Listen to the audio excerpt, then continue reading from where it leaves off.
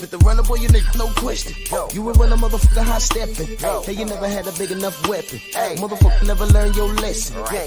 I'm an 88 pack nigga. I'm an 88 pack nigga. I mean, day walker, drink blood, things out, full moon, motherfucker change like a hoe. I'm just a nigga from the hood trying to stack a little cheddar for the money.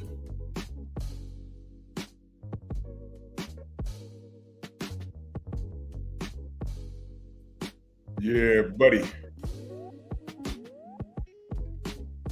Yeah, buddy. Lightweight. Lightweight, baby. Oh, it's time to bleed. Drew Titan Bronx on deck. Shout out to the mighty LDBC. To be honest, I don't even feel like talking boxing, but I'm going to touch on it a little bit. Just a little bit. Come on in, smash your like button. Do what y'all do. Do this roll call real quick. Y'all tuning in on the Painful Excellence podcast. Smash the like button. You know what I mean? It's been a blessed weekend. Blessed week. So blessed. Come on in. Bond and Prince, salute. He wants to know, yeah, man. A lot of my growth, he asked me about, I don't eat meat, so I like protein. You can get meat. I mean, you can get protein from other sources other than meat. You have to incorporate protein shakes. You have to incorporate good protein shakes, stuff that don't run your sugar levels and sodium levels high. But I would recommend you speak to Hardbody J Timo about that. That is Hardbody J Timo. That's the plug for that. A lot of my sides is genetic. My diet is adequate. It could be better. But I've always been naturally strong, and I get my share of protein. But that's for another show. Maybe I'll do that on 12. But brother. Jimmy Bernard, what's good? Cameron Fields, salute, sis JDM. Jamal, Sean, Shalom, salute. My brother, Rod Neal. I was just waiting a little while ago, man. Salute to you, good brother. Todd Swindle. Auntie Jenny, how are you? Salute. PGA's Big Dog, Mr. Shelton in the building. Rodney Mizzle, salute. Young Abel, salute. Yeah, I was out there balling with Abel. Let me tell y'all something. Young Abel got game. Young Abel could ball out. Seriously. I got a little knee injury that I'm correcting when I get back to New York. Having some surgery, but I should be out in a couple of months, few months, or whatever it takes. But I'm out there not really doing anything on the court, just, there, just shooting the rock, whatever. But Young Abel had those young legs. He was all over the place, man. Young Abel could ball out. So I get 100%. I should have did what I could really do. I was just out there BSing. It's so good. Junior MMA, salute. Salute, sis. How are you? Tim TV, good. Just in trouble. What's going on? Smash the like button, ladies and gentlemen. Yeah, we having a ball, man. We having a ball. So I didn't want to miss my Sunday live stream. I didn't want to miss it. So salute to Mr. Mont, the OG Mr. Mont. Made this entire Bronx on deck. You know what I mean? Tight. There you go. Salute to Mr. Mont. To Mr. Merch. I mean, I was just, blessings to every last one of you, man. I mean, listen, man. This was great. this was great, man. This was great. You know what I mean? Tone, what up? Robert Singleton, what up?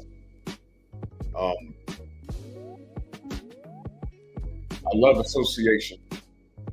You know, I love when us brothers and sisters can get together for something positive.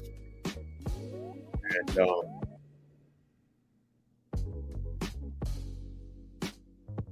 you know, a lot of the brothers I met for the first time, you know, a couple of sisters I met for the first time. And things like this is good. You know, we do it over a weekend. Some people are off on the weekends, so you might have to take a couple days off from your job. But we announce it like a year in advance that we're doing it. We're doing this every year, but it's going to be in different cities. Now, we're taking a vote on the next city. You know, I'm not going to say what it is yet. DJ Zion Love, salute. Hey, what's good? Tony Brown. Listen to the chat, know that I love you. Rick Blackwell, salute. We're going to vote on it. And God willing, everyone's around. Derek Gaines, a legend, salute. Come on down, man. Come on down, because we had fun. Let me tell you, we was at the cookout today. Let me tell you something, man. Yo, those brothers, oh my gosh, man. Those brothers, let me tell you something. I was smelling a whole lot of stuff that I couldn't eat, but it looked great. I'm going to tell you. I'll let 78 give you a full, thorough recap of everything we did. Brothers from Louisiana came down, barbecued. Oh, man. Sure will bless the table. You know what I'm saying? I was with my brother, Mansa Musa. Sure will and his beautiful wife, the Queen Shawa. They're at 78's right now. You know, 78 got a big old room. And they're over there hanging out, chilling and stuff. All the usual stuff. Oh, man, we missed Mac. Usual Suspects was there. Our brother Oddfellow came down from Canada. You know what I mean? I know Mac, you know, had some things to do. But BF had some things he had to take care of. So, you know, a lot of the, you know, time doesn't always add up. But that's okay. That's okay. Word up, salute to Chris Ruffin, man. That brother, listen, that wasn't store-bought, man. That wasn't store-bought. That was what they say, like how you put your foot in it. Holy cow, man. That brother could burn, man. Him and his people, oh my goodness, man. I was impressed, man. They made me some vegan rice. And I'm sitting there, I'm like, oh, I couldn't hear anything. I was like, oh, it was great, man. It was great. And I want to give a special shout out to our brother Junior. Tell you something, man. That brother, that's a special brother. And it's good that we can get together like this, meet people face to face. By the time I met all the brothers and sisters, I felt like I done known them for 3 years.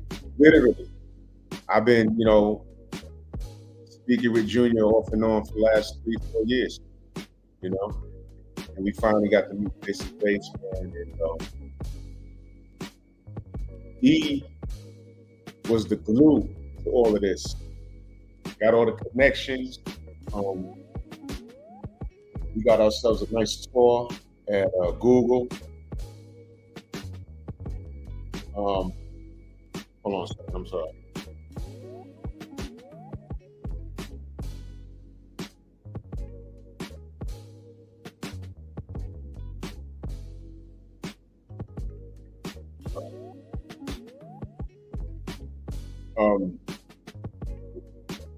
Took care of us, man. And I salute Showtime Majors. Took care of us, man. And so calm, so relaxed, man. And salute to Sweet Tea and her lovely daughter. Salute to brother Steve Elder Mac and his brother Avery. Wow. I'm gonna upload. Man, that brother did I don't know what we did. Was that 30 push-ups? So we were just showing out, man. wait till I upload it, man. We were just showing out. Man. Love those brothers, man. That dude is so positive. I love talking to brothers that got their head straight. They're about something, and they're about progress. You know, brothers that understand how the world treats us as Black people, but we don't let it get us down. We acknowledge it and we move. That's what move is about. It's not only about exercise. We acknowledge it, we see it for what it is, and we move in a particular direction that benefits us. And that's what we did, man. And wait till I upload the push-up video. It's beautiful, man. And surprise, surprise. If you follow us on the gram, any of us, that's what Champ pulled through. He just, I'm around the corner. What? Yeah. And Champ came through, man, and we made him a nice board. Let me tell you something. I'm about building relationships. I'm about each one teaching one. I don't believe that there's anything that I cannot learn from somebody in this chat. I don't believe that. I can learn from it. Hey, girl, salute to you. It's a pleasure meeting you. Pleasure meeting you. Shay Girl came through, man. Wonderful woman. Wonderful. Yeah, Rod, she's gorgeous. Her and her daughter, they're very gorgeous. DOG, salute, man. So there's not anything that I can't learn from anybody. There's so many brothers today. Post 7 was there. Gosh, everybody was here, man. Soul Power was here. BFTB, what's going on? Yeah, man. It was just beautiful. Sean, salute. And then Willie Lowe texted me. He said, "Yo, we around the corner." I'm like, "Around the corner from where?" Bomb Squad van store. I was like, "Yo, that's crazy." Sugar Free Mars in the building. I was like, "Yo, that's crazy." So D's there. Willie Lowe pulls up, and he has a dog named Marty. Leave the jokes alone, y'all. That's the real Marty, his dog, little puppy. Young Hollywood, Tay Tay, what up? Tay Tay's out here, you know what I'm saying? And I'm holding Marty, and Champ comes out, and let me tell you, we presented him with an award. And if y'all ain't seen the video, Junior, look, I'm really big on, you could tell what a person's like by looking in their eyes, man. That's why I show my face so y'all can see that I'm sincere with my words and who I am as a person. And you can tell a lot. Some of you can't. Salute to my brother, man. I was with my brother all weekend, man. Yo, I had a blast with this dude, bro, man. Salute is that guy, man. Saying Mac, salute. And Junior presented Champ with that award, and I teared up, man, because listen, man, our connection with these brothers is different, and that's why I don't expect a lot of these fans, YouTubers, they don't get it, and you can't. That's not something that you teach. They don't get it, and that's not something that you can teach them because they can't relate to anything. They think telling their brother that they love them, they think, oh, no, I can't do that. You know, that's suspect. No, it's not, man. No, it's not. I tell my dad I love him every time I speak. There's brothers I just met face to face this weekend. I tell them, I love you, brother. And you know what hurts? I'm gonna tell you what hurts. The brothers that are no longer around because they felt the need to go in another direction. They felt the need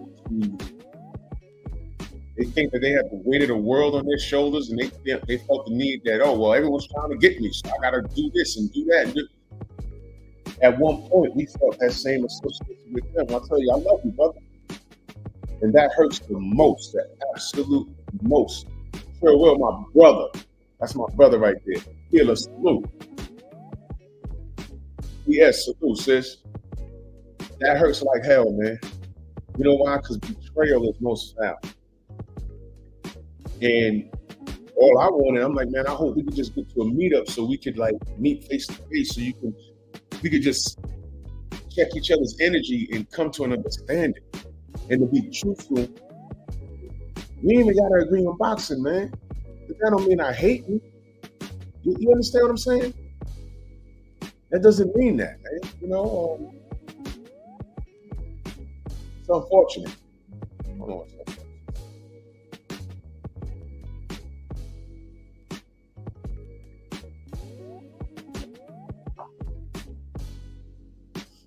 See something. It ain't even got to be like that. So that's unfortunate. You know, salute, Trillwell. Glad you're home. Glad you and the queen made it home.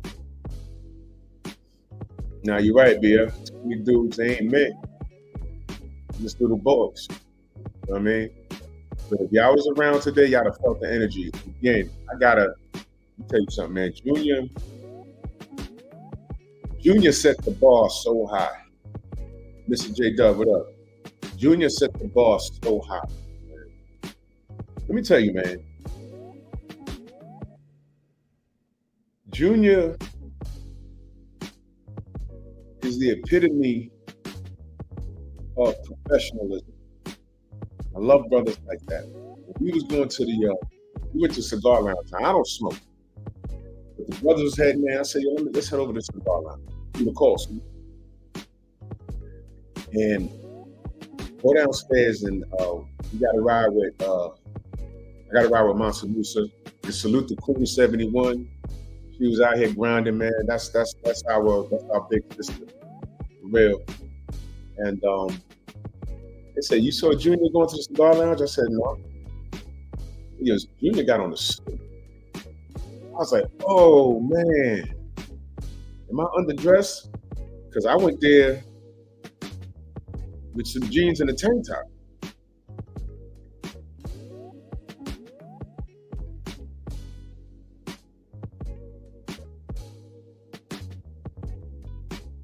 Sorry.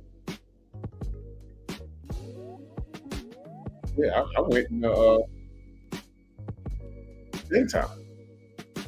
You know what I mean? So it was cool. You know what I'm saying, and salute to Broken Traditions, my brother LeBron. I met LeBron through Blue Blood. And he stays out here. Salute to our brother Kofa. Kofa was out there. He stays here. You know what I'm saying? So he came through. And I had an amazing time. I gotta leave here at 3 a.m, but I had an amazing time. I had an amazing time, man. This thing is gonna get so big. I can tell you're gonna have to start doing this twice a year.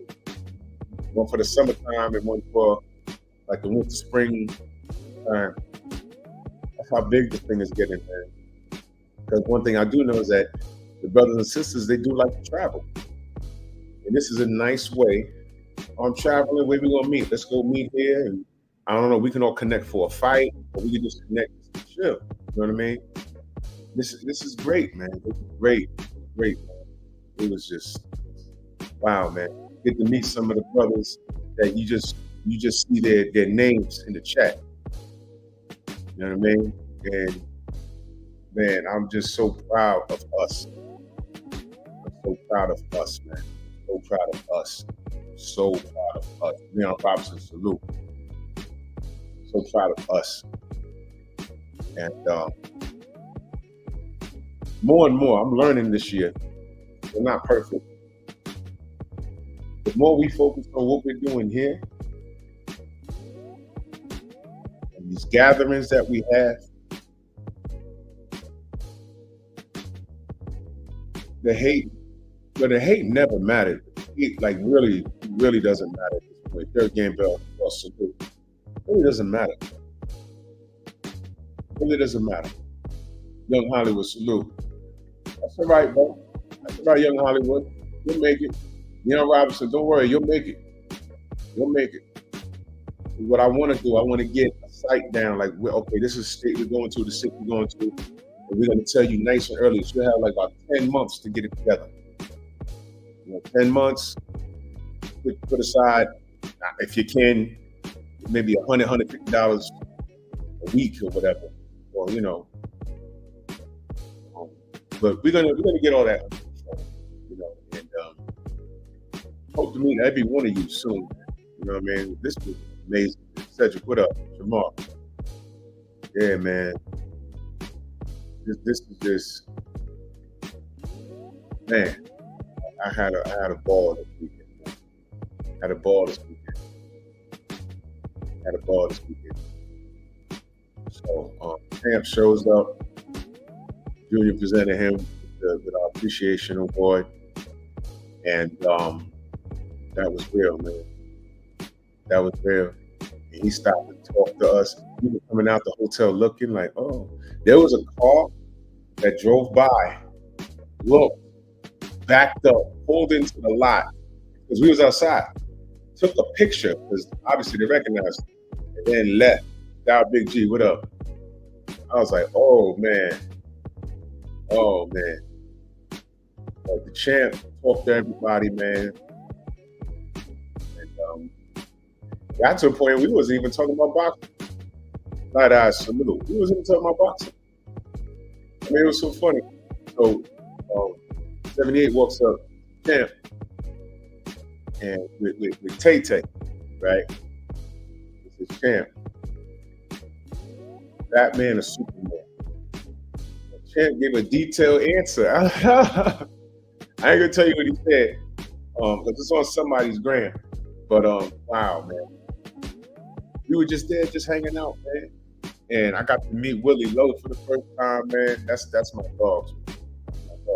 Tay live out here. Tay Jones live out here, so you know he pulled up. You know what I mean? That's my brother. You know what I mean? Third game boss, we're gonna vote on it. And I don't know, we should know in the next month or so. You know what I'm saying? Oh yeah, so for those of you that don't know, Salute the 88 Sports Talk, thanks for reminding me. Y'all don't know that Champ been ducking me for like 3 years now, so I finally caught up to him. So site is signed, and the site is on Mars. Me and Bronze Bomber, Deontay Wilder, will be fighting November 84th. Mars. Tickets, get your tickets now. The nosebleeds, it's a hot fight. Absolute rock star. As controls. Going to be on the Mars, and Bob Arum is building a arena to hold the amount of people who come see me and him fight. And tickets are starting at 10 grand. You can cash at me at Drew Titan, $ Drew Titan LLC. That's $ Drew Titan LLC. You hit me up in November to sell the cash app. $10,000 Drew Titan LLC versus Deontay Wilder will be fighting on Mars. Starting at $10,000. That's a deal. That's a deal. So yeah. There you go. Sorry, Zelle, cash app. Been ducking me a long time now, so yeah, I'm gonna. And I'll still be doing my Sunday show after that Saturday. So if I look a little off, I am, but just know I'll be rich. Yeah. Cedric, what up? Just the producer in the building. What up? But yeah, seriously, man, Champ. Tell you something. This is why I do take it personal when people say things about him, or Devin, or Bill that they don't know. You know, it's like, man, get out of here. Get out of here, dude. I take that personally because they are our friends, man. They're all friends. The people disrespecting them, siding with people that are their rivals. Those rivals, they don't even talk to you. They would never give you the time of day. And we know it's popular to hate. It might be temporary, financially great for you to hate, but that all dwindles. It really does. He said common sense, kind of local, my brother. You know what I mean? Hate never lasts. Never lasts.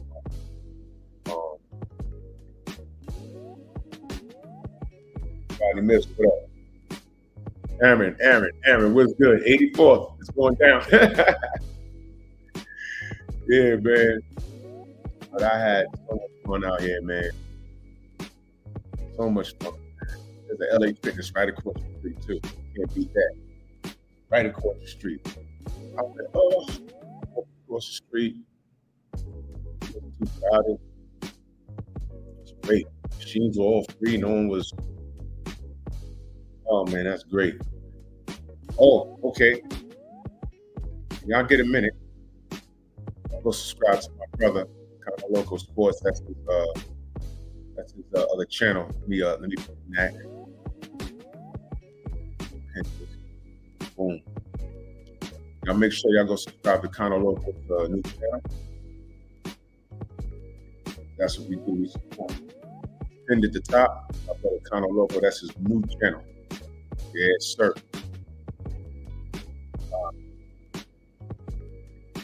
There's a lot I learned. We had a tour at Google. Google's right downtown, across the street here. You see the building. And wow. So all I can say is wow. To the tour, had some conversations, and with that one conversation, I learned so much.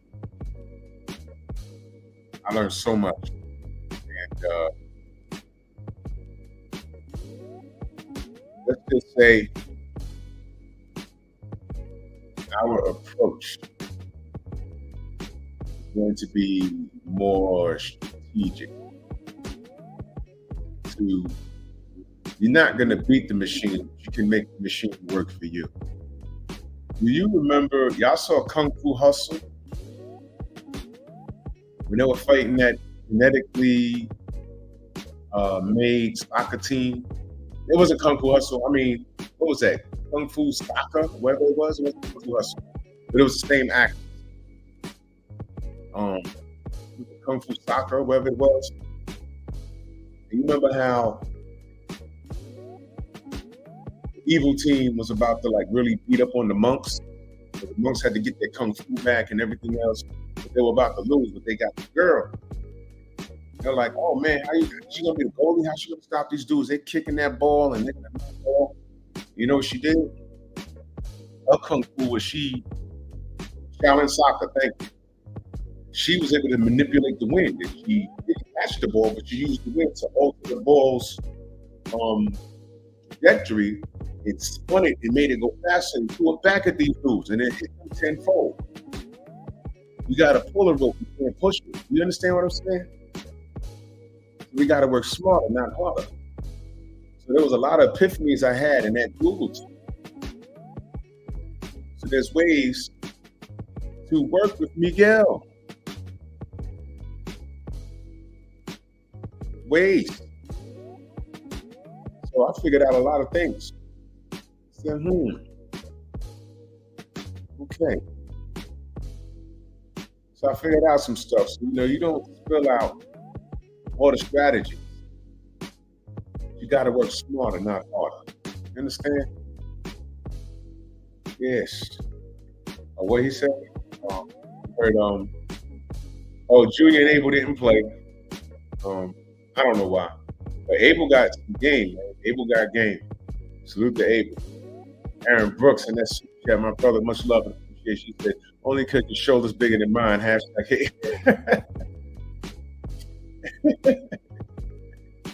Oh man, salute to you, brother.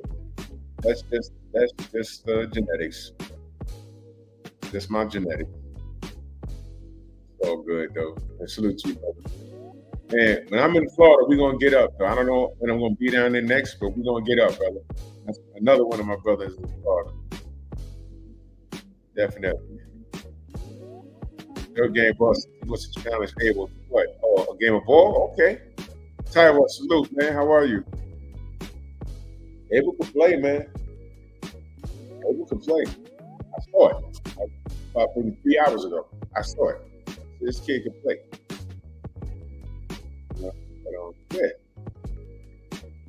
Yeah, man. This was awesome, man. This was so awesome. And nobody will offset this weekend what happened this weekend. It was great. Even when I put up the Wilder videos, you know, just posting it. You know what was so refreshing? I laughed. And like I said, hide users from my channel. Being pop going. I don't want to read anything. There's dudes in there typing books. Wilder's done and da, da, da. Not interested. Block them from my whole channel. Don't care what you got to say.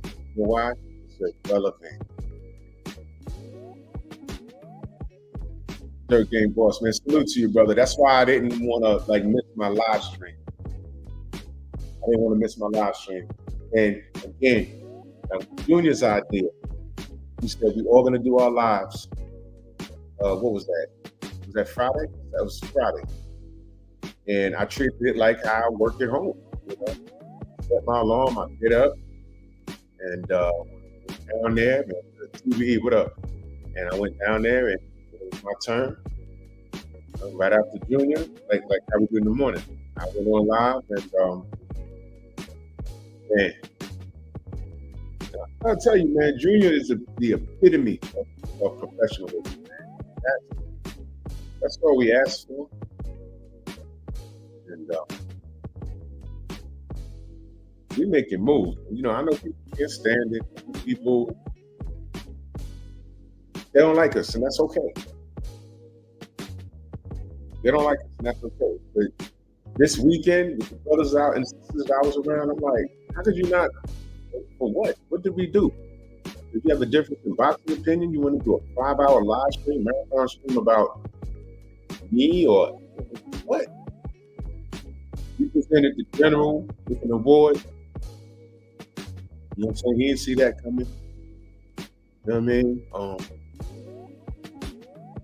Yeah, that brother. I mean, really think about it. What are all the haters doing? While they're hating on us and doing diss videos, we doing this. We're in our own. There go Trey Jones in the building. Salute. We're in our own realm right here. I mean, you can rock with us. You don't have to rock with us. It's cool. It's cool.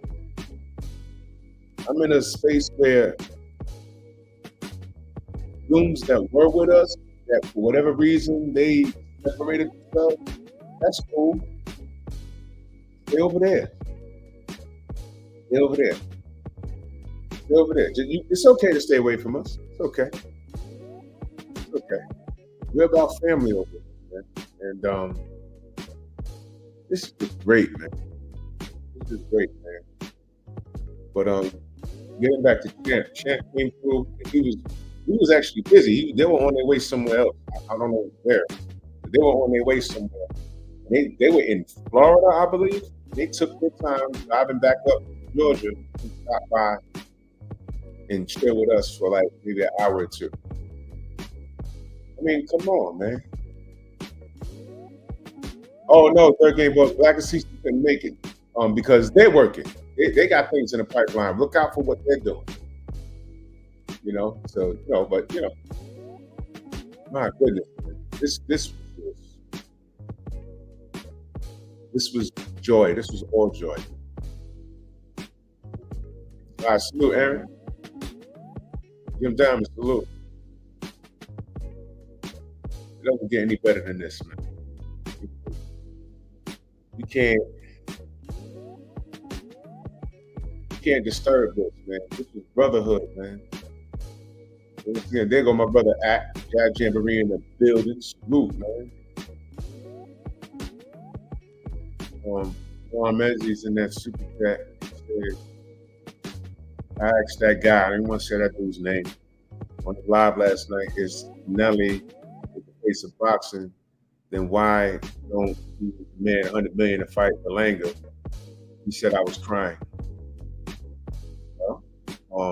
Duwan, I guess we can get to some boxing at this point. Salute to the haters, but let's do that. Let's get to some boxing.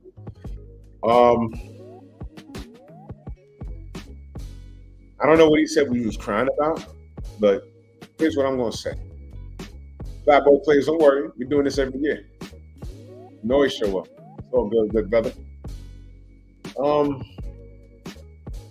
What I found is that the fighters that are in the public eye that people love, I personally believe that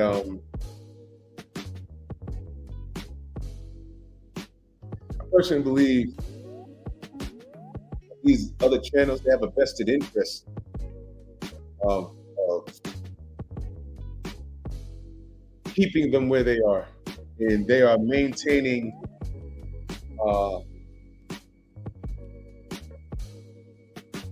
not maintaining it. They are consistent in showing their lack of integrity of these boxes. And for whatever reason, well, I know what the reason is: money. Their vested interest into this fighter is money, and they mystify the whole process. When we speak up on, hey man, why isn't this fighter doing A, B, and C when it's right there? What they do is they tell you, who are the consumer, we're all consumers, and they tell brothers like Duwan that we don't know what we're talking about. When we ask the questions, why this fighter's not doing this, why he's not fighting his contemporary, why is she not fighting her contemporary? What they do is they say, hey, that guy's hating. How is he hating? By asking this, why isn't this fighter fighting this contemporary? Oh, he's just a hater. And you're crying if you believe what he says. And by the way, in his personal life, A, B, and C happened, and this, that, and the third. And they take you on a magical journey about something that doesn't matter. Hold on 1 second. Hey. No. Still on live right now. It's all good. It's all good, man. I'll call you when I'm done. All right.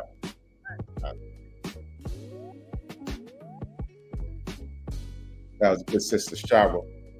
KG in the building, man. Salute to you, good brother. Finally got to meet my brother. El Hitman, salute. Juan Menzies back in that chat. He says, it was all right to fight Charlo in the middleweight for less than 100 million, but say Bud is too small and have nothing to gain. Now, my brother Duwan, did you had the conversation with that guy? Did what he said make sense to you? And then what he told you is, now you're over there for boxing talk. Now I want y'all to understand this. Now y'all see, this is good. You're over there for boxing talk. You asked a legitimate question. He gave you an answer that didn't really make sense, and then told you you're crying.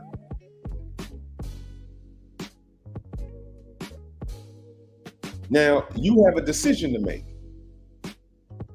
The decision is to go over there. Either you can go back over there and argue with him, because you know it doesn't sound right. You can go back over there and argue with him, or you can just take your business elsewhere. You have options. You have an unsubscribe option. You can block, like not interested, or you can go over there and fuss with them every day. But some people do like listening to bad news because it somehow that keeps them going in their day. I can't do that. I got hypertension. I can't do that. It says first guy to become undisputed in 2 weight classes.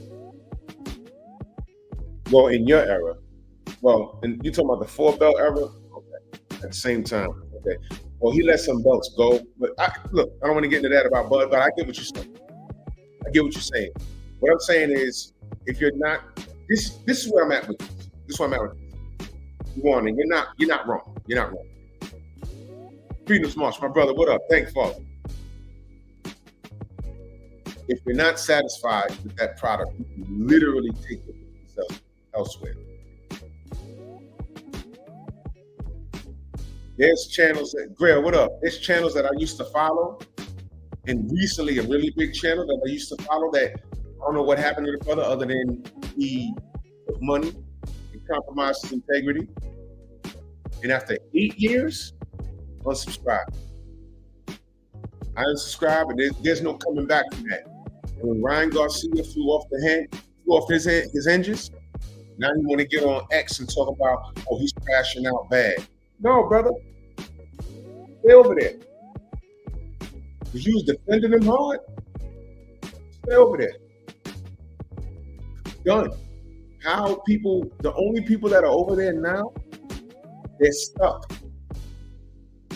Whether you like Devin or not, it's irrelevant. I'm out for the fairness of the sport. Don't care. You know what I mean? So now it's like, he did something wrong, and he was punished for it. So it's no longer speculation or nothing like that. They tried to get Devin like how they got Deontay. It was like a very similar situation. So I don't know why that guy, I know what I'm talking about. I don't know why that guy did that. Other than he does this YouTube thing full time. So he can't compromise what's going on. Do I tell the truth and run the risk losing about 10 racks a month? No, he got bills to pay like everybody else. So I understand. People always talking about we making money and this, that, and the third. Oh, you want Bill Haney's payroll? No, I'm not. Bill's never sent me a dime. A dime. People so quick to talk about what they built by themselves. Oh, I don't need nobody. I built this by myself. No, you didn't, number one. Number two, you're on social media, you have to follow rules. You got one too many F-bombs and see what YouTube does to your channel.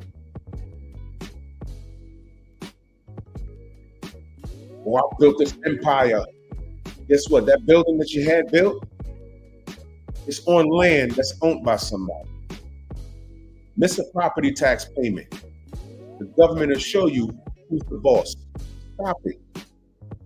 You built it by yourself, or you had help? Were you born into money, or did you have to go to banks and get loans? Get a business loan. Good luck being black and getting a business loan. That's hard. They want to check, we got to deny you. Why? You see that I right there? There's no dot over it. Goodbye.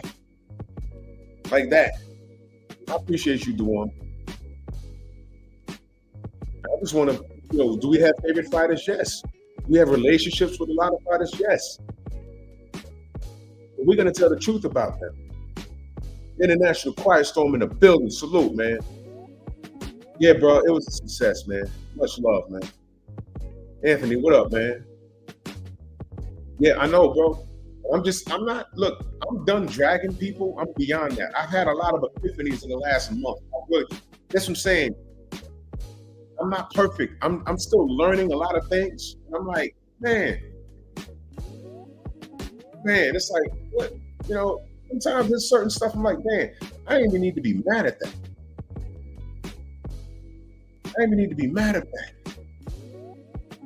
How do I live? Salute.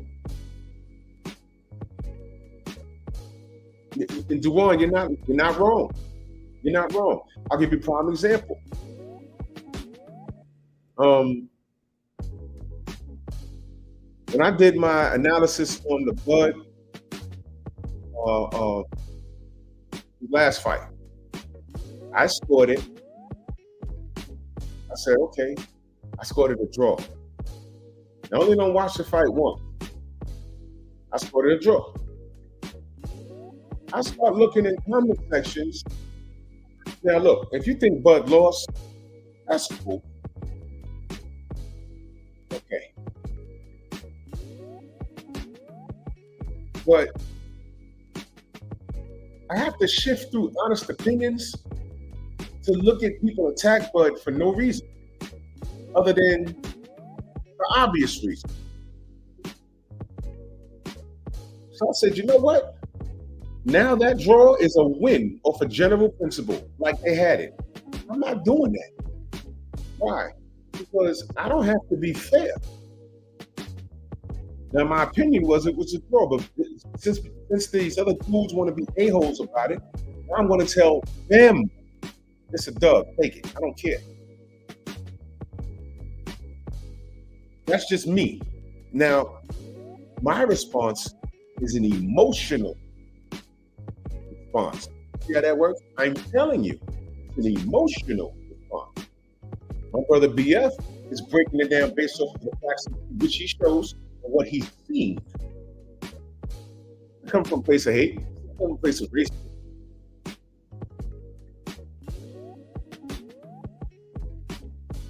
But I ain't got to be fair. My response is emotion.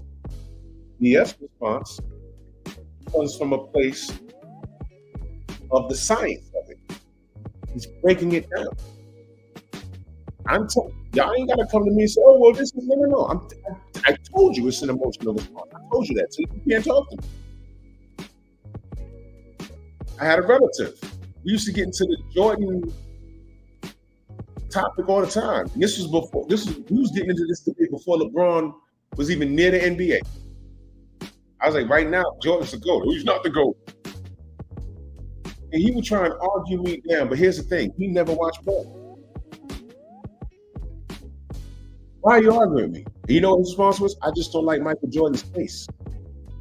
You can't argue with that. You don't like the guy's face? Like, what am I going to make you like his face?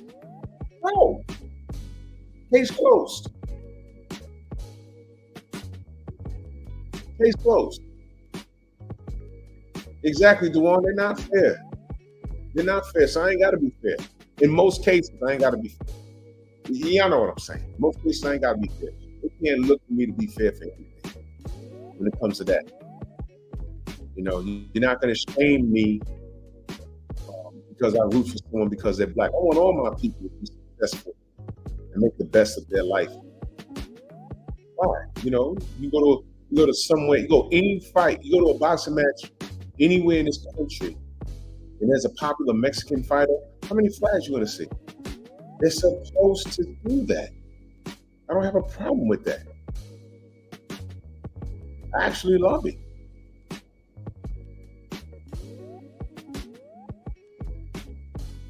Oh, Dewan, the WBC been protecting Canelo since birth. It's disgusting out here in the streets, man. It really is. Joseph Brown, my brother, salute, man. He said, Drew, my brother, who won the basketball game.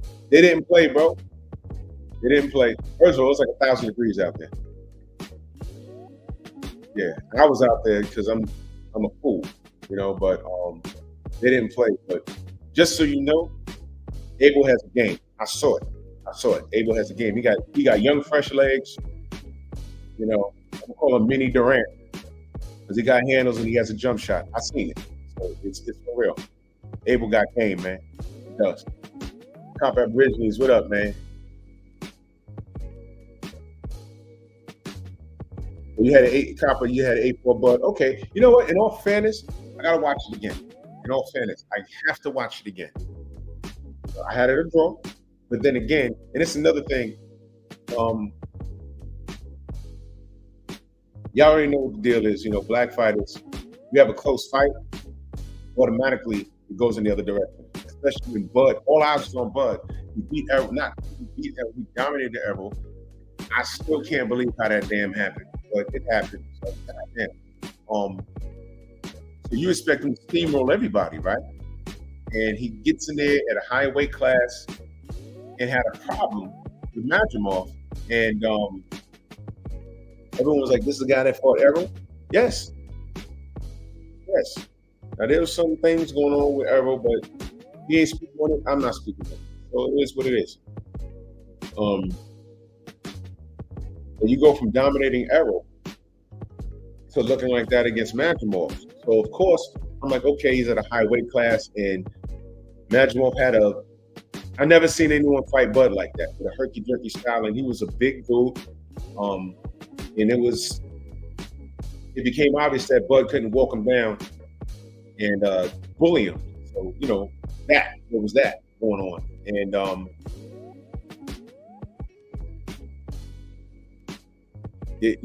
everyone was expecting ATL salute, man. It was a pleasure watching you, bro. He pulled up, watching him pull up, man. Finally got to meet my brother ATL. He's been putting in work, man. Salute to you, good brother. Yes, sir. Bud didn't dominate like how they thought. We thought this guy wasn't getting out of 4 or 5 rounds. But he stuck around, and Bud hurt him twice, but he kept popping Bud with a right hand. And I'm like, oh man, what's happening?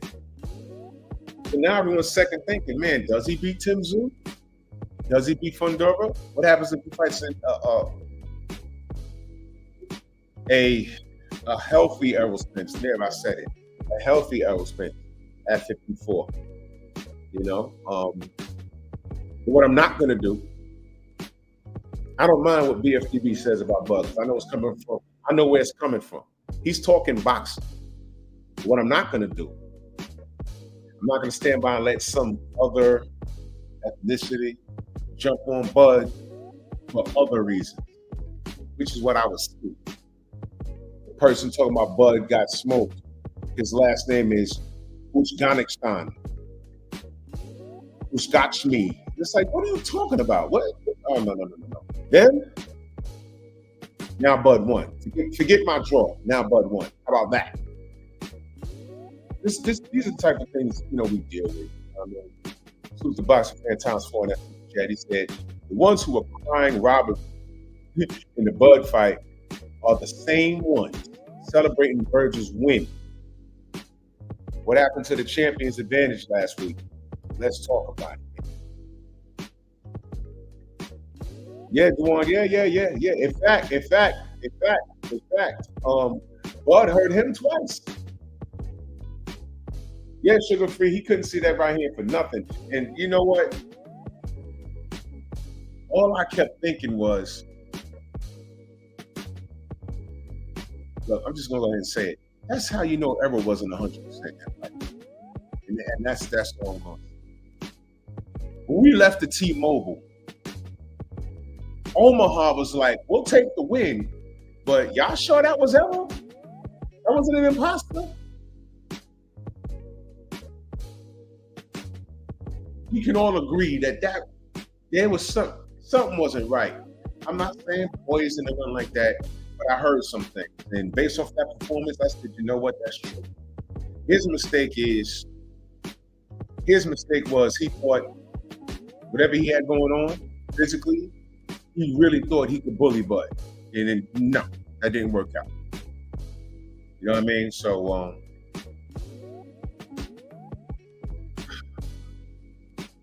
I just kept thinking, man, if Errol, boy, all those punches that Madrimov landed on him, if that was Errol, the Audacity podcast in the building, man. And you're not lying, man. When you're a professional, it's your responsibility to be ready. Errol could have postponed the fight. What I heard he had going on was what it was. But what I heard he had going on, I said, and it showed his face when he started getting knocked around the ring. I said, oh, no, I'm saying that. Like I said, we left the T-Mobile. Even Omaha was like, that was him. There was people saying, yo, I was really scared for that.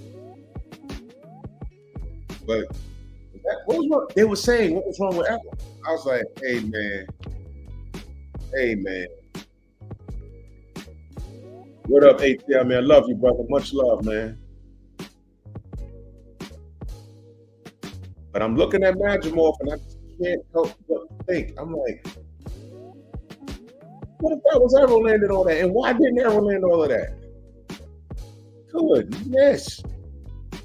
Yeah, man, Mark, I'm out of here like 3 in the morning. I got an early flight. Man, I was like, geez, Louise, what's going on here? But, okay, Sarah. But, and watch something stupid happen. Like, we'll see Madrimov or 3 months from now, and he'll fight somebody that is not on Bud's level, and that person might knock him around the ring. You're like, oh my God, what the hell? Or is boxing school? But I'm not gonna let some you're not gonna talk crazy about Bud, and then tell me, you're not being fair. You're not being fair. Like they told BF when Evan schooled Vasily Lomachenko. He schooled him. He said, "This is how you box, and how do you like your ribs?" Made him cry when he schooled him. And salute to Ashley's Corner and Mike Biggs Boxing, my brother, Mike Biggs. They told BF, Julie, root for him because he black. And with that accent and that flag around your neck, who are you rooting for?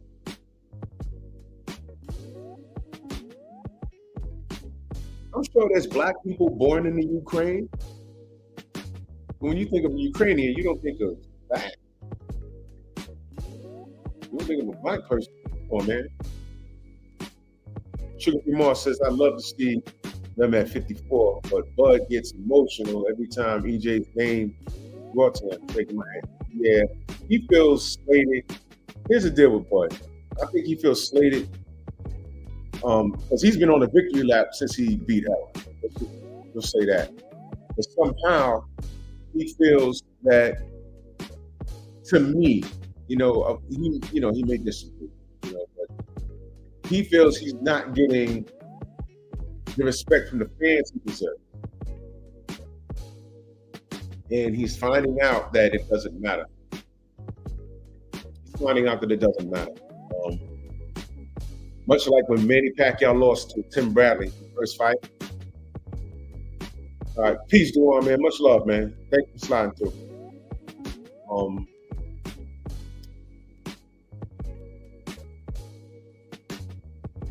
Tim Bradley thought that he was really going to inherit like love because he really thought in his mind. I know he thought this. You know how I know he thought this? Because of how he took it. Check this out. In his mind, he really thought that once I beat Pacquiao, not only will the American audience celebrate and embrace me, but the Filipino audience are so honorable that they'll accept the fact that I beat their hero. And I'll get to shake their hand, and that is so not what happened. He found out two things. They love Manny, but to the point where you thought for 2 seconds, because Floyd was his arch nemesis. You just came through and you got the nod. That wasn't supposed to happen. You really thought and you was going to inherit those, fans? You thought that? No. Not only do they hate Floyd Mayweather, and I'm talking about the Pac-Tards, not because everyone has real boxing supporters, but then they have Pac-Tards. The Pac-Tards, who have the loudest voice in the room, they came for you. They sent death threats to your house, called your wife all kinds of fat. I think they were very disrespectful. You really thought that you was going to get respect from these honorable people, I think? No.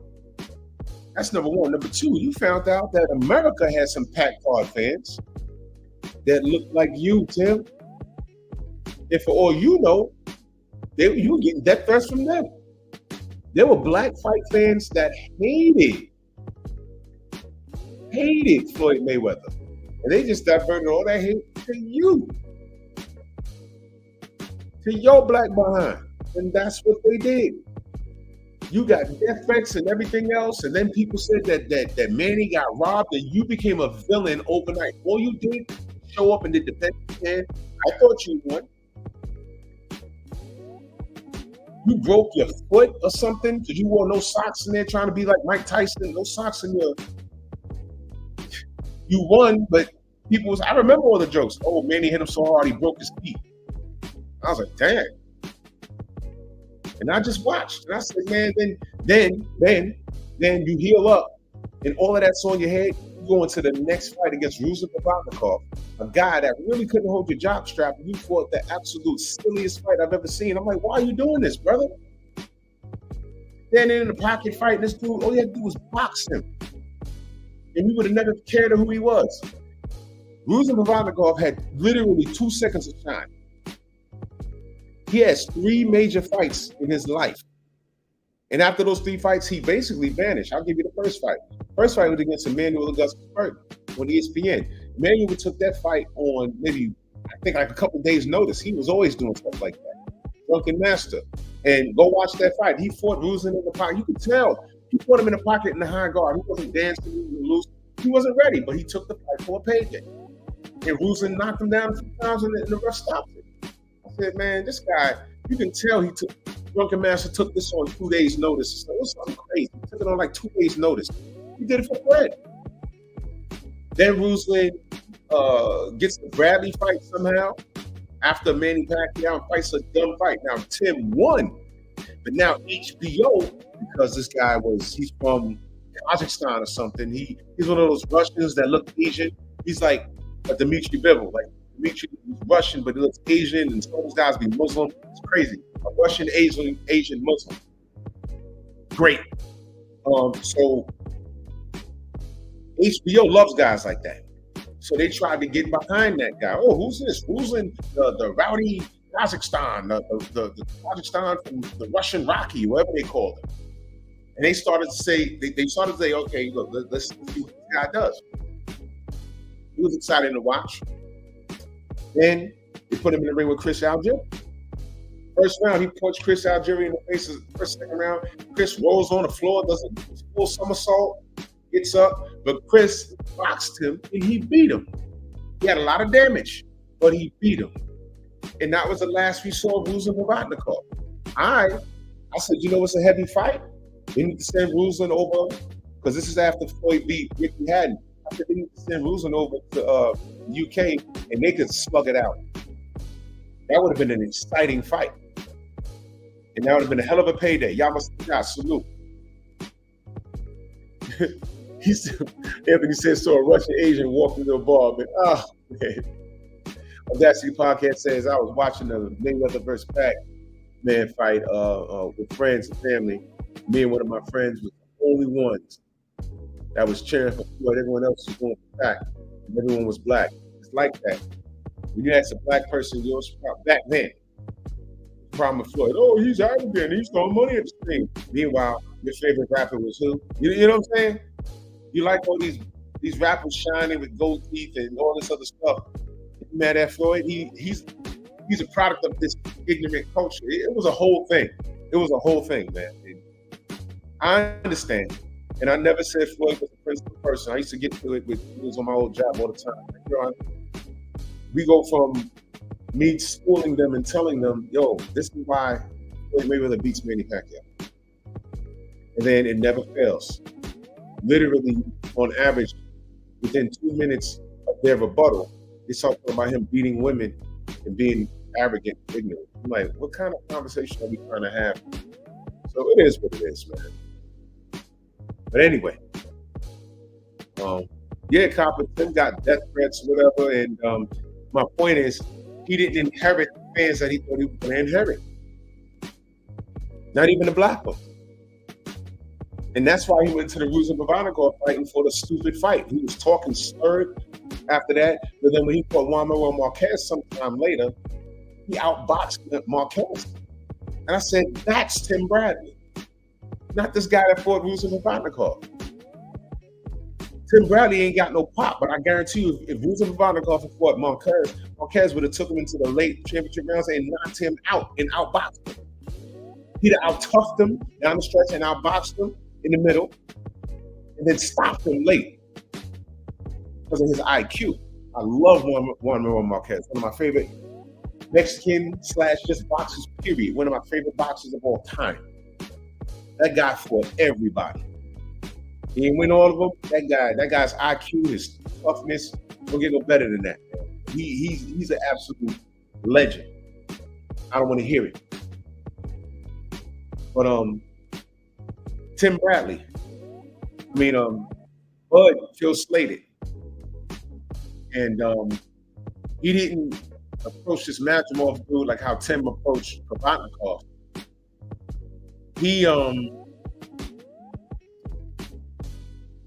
There was something about that style, and this is crazy. Off of his victory lap, which took all year long, because in all fairness, he thought he was getting an Errol rematch at 54. In all fairness, he didn't get it. So now he goes to 54 and faces the champion. Cool. And then he gets in there with the champion and looks like that. He wasn't out of shape. Okay, they prepped for him. They prepped for this guy. And here's a funny part. Go watch any of Madrimov's past fights. He never fought like that. That was another thing. He never fought like that. That was crazy.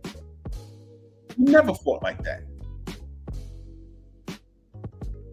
So now he's in there getting hit with straight hands, and I'm like, yo, what's happening? His eyes swelling. Fought to a draw, my opinion. But no, my opinion, fought to a draw, but he won. And now people are saying, does he beat Fondora? Does he beat Tim Tszyu?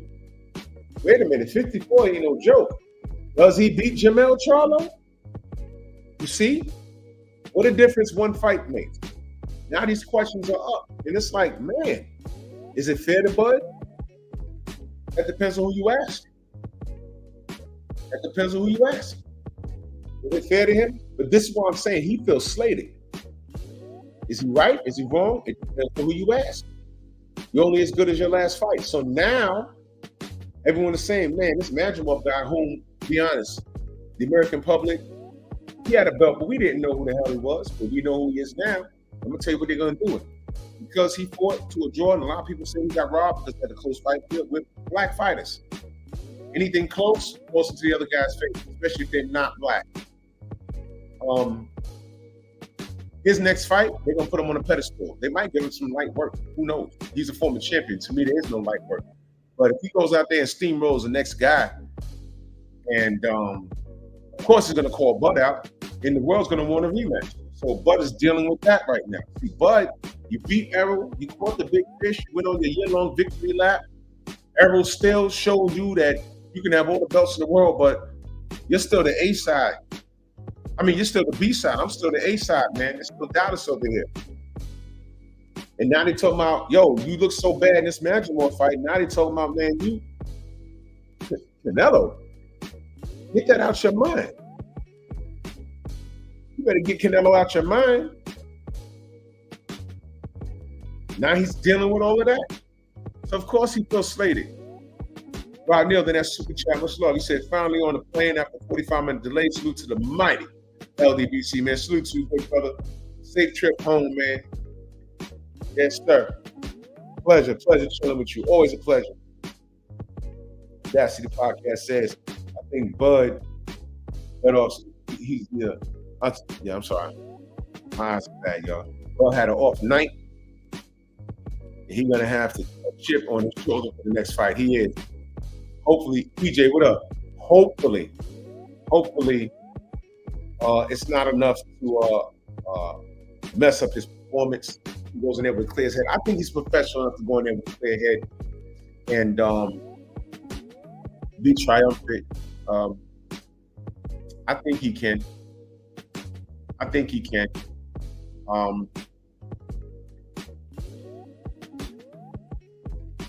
A lot of the wounds that Bud has in his professional career is self-inflicted. I know why.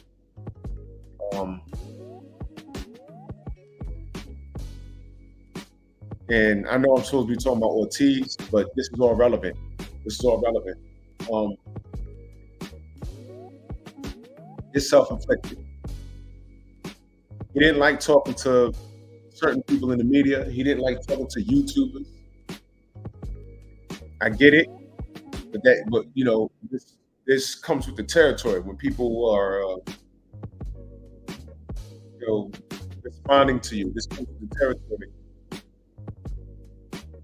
And again, he feels slated because even if he beat the man, you turn around. If Errol Spence and him retired today, okay, he's undisputed in 2 weight classes. but Errol still has the better resume. You see what I'm saying? And that's why he feels slated. He has the better resume. That's why he feels a certain way. That's just how life is, man. That's just how it worked out.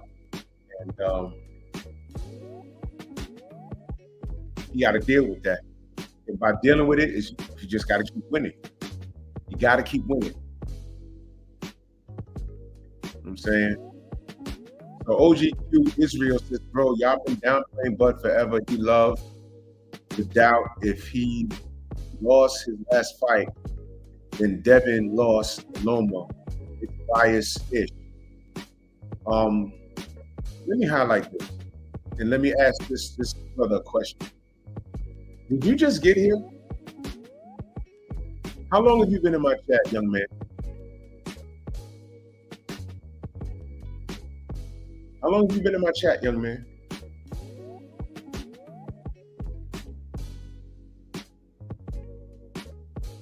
Because he says, bro, y'all. So he's including me into this statement. So let me address this foolishness. How long have you been in my chat, young man? Please type fast. I have a show to run here. I'm giving you the attention that you think you require. How long have you been in my chat, young man? The whole life. When did I violate, Bud? And you spell Jesus Christ. The whole life. Oh God. We got one, y'all. The whole life. The whole life. Not the whole life. The whole life. All right. So me and BFTB sound the same. This is how you know he wasn't here for the entire life. This is how you know. This is how you know he wasn't here the entire life. This is how you know. This is how you know. See? See this? Let me talk to a woman. Let me talk Sugar-Free Moss. Do me and BFTB agree on the outcome of that fight? Do we agree? Yes or no?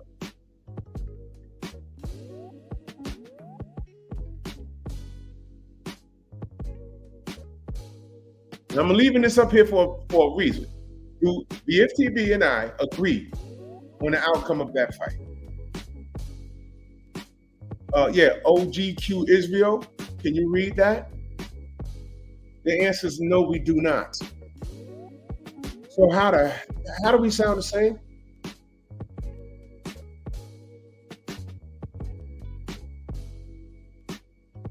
I've been talking Bud up for God knows how long. What are you talking about, young man? This is how you got to talk to these kids. That's what I'm saying. They're coming in here with emotion. This is my Bud. Obviously, let me give you some pointers, young man. Let me go back to your comment, because me and BFTV sound the same. Let me go back to this. Young man, let me give you a bit of advice. I said this earlier in my stream. When our brother Duwan was up there,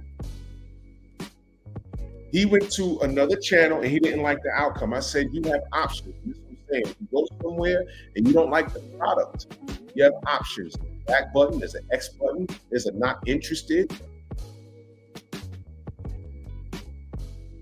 You have options.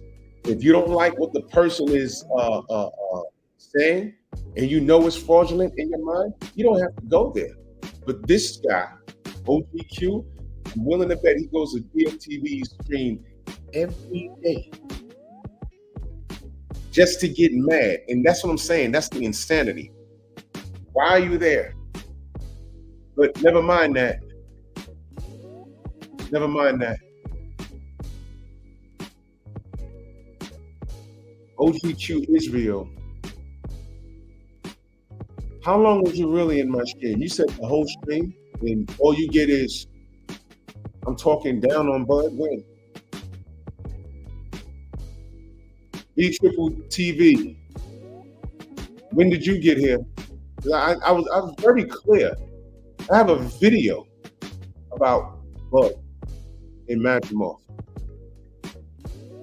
And then the next day, on Sunday, I had to clarify myself.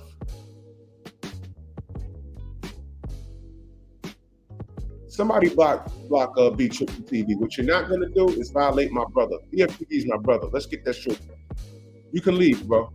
Get out. Somebody block that dude. You're not gonna play that game. You're not gonna come in here. And I spoke about this weekend.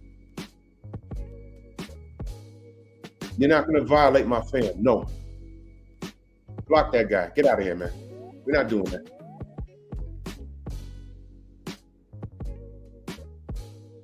OGQ, I'm talking to you.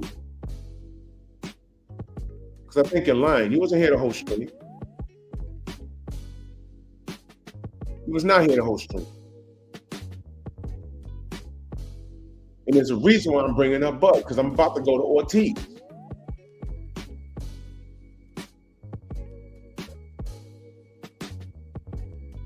Thank you, family. That's why I got 1,000,001 wrenches here.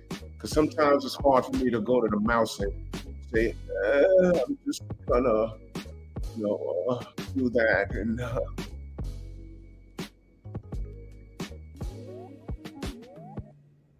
Adrian, what up?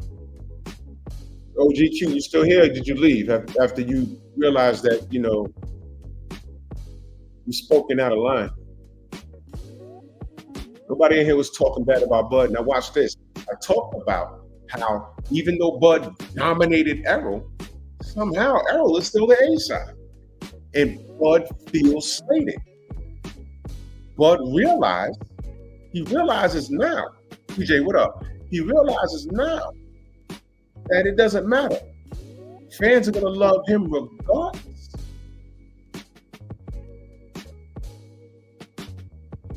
They're gonna love him regardless. It don't matter. This is why we said, remember we were talking about the 60-40 situation? I said, Bud just needs to take it. He just needs to take it. That's it. But they worked it out, and Bud was happy with the money, and he got the win. Dominated win. Dominated. But even though he dominated Errol, he's still the B-side when it comes to Errol. They don't care if you're undisputed at 140, 147. No one cares. No one cares. No. I ain't dropping no links. This is not up for discussion. It's not up for discussion. So Bud learned that. A year-long victory lap. Then he gets in the ring and looks so hard with this Ukrainian dude, right, that no one was thinking of. And now, because of his performance, now they don't want to see the Canelo fight. A fight that I think Bud could possibly win. Y'all know I'm not high on Canelo. Because for obvious reasons.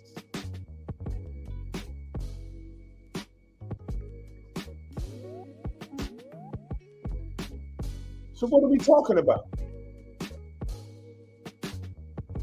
That's all I'm saying. So Ortiz,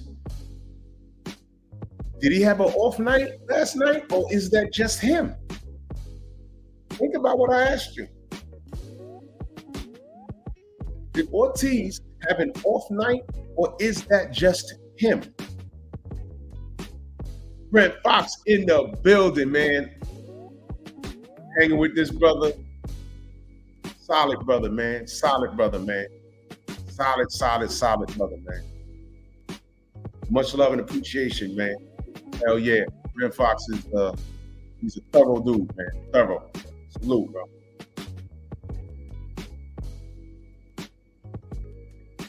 Jason Williams says they never won the Canelo fight. The Madrimov fight just made the excuse easier to make. You see, he's entitled to say that. But all of these things are now a conversation.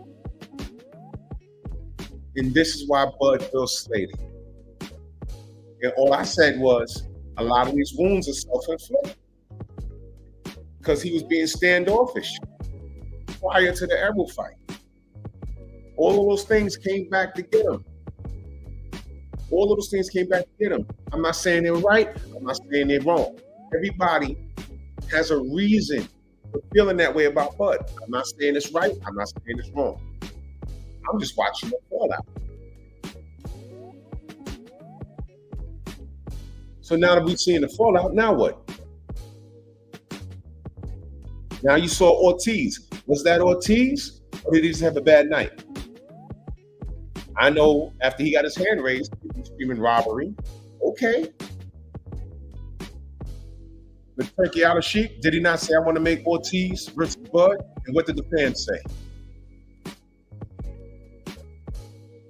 Exactly, sugar free. Exactly. So now, Turk out of sheep says, I got money here. Bud versus Ortiz. What is the audience saying? Bud looked like crap in his last fight.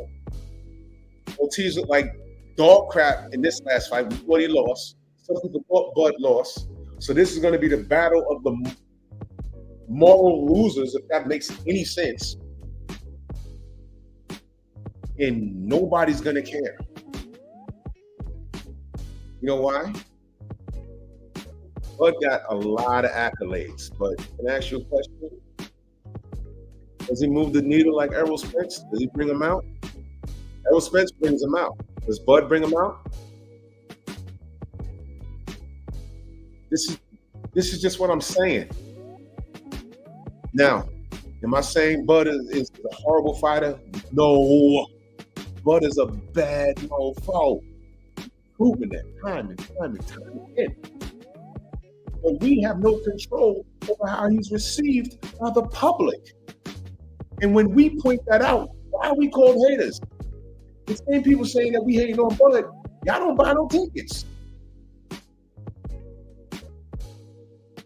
Every pay-per-view Bud been on, I bought.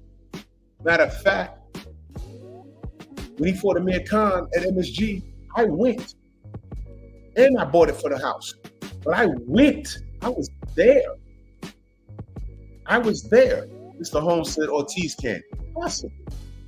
But how is that? Now Ortiz can do it, right? But how is the audience how they gonna receive that? You get what I'm saying? How they gonna receive it?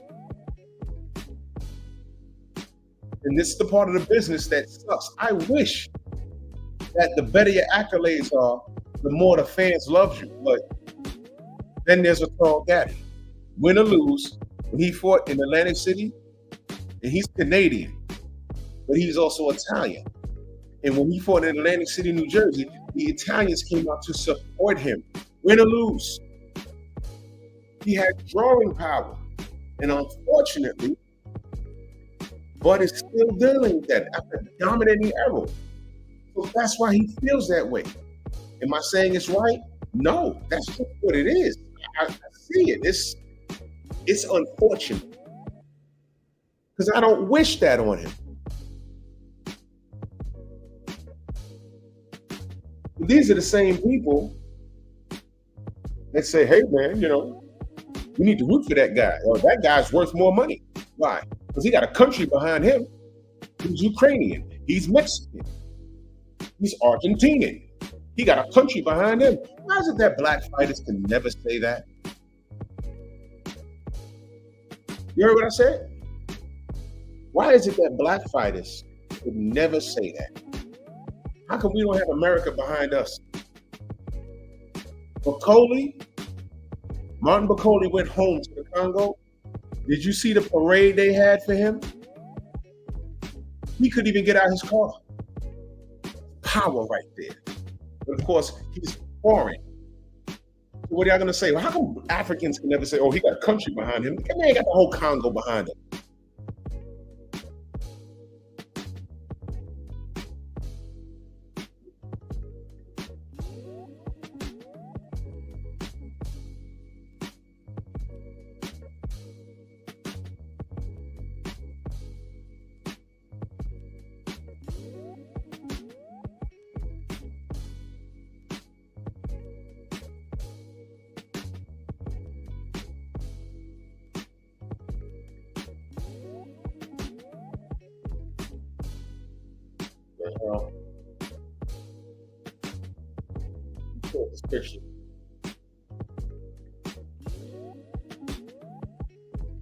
Oh, come on.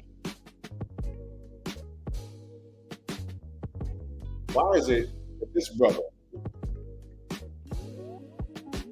they never said, you know what it is? Joshua Cloudy. He lives in the Bronx, or used to. I haven't seen him in a long time. He's African. Why is it they never said he had a country behind him? He's African. I forget which is he from. Is he from Ghana?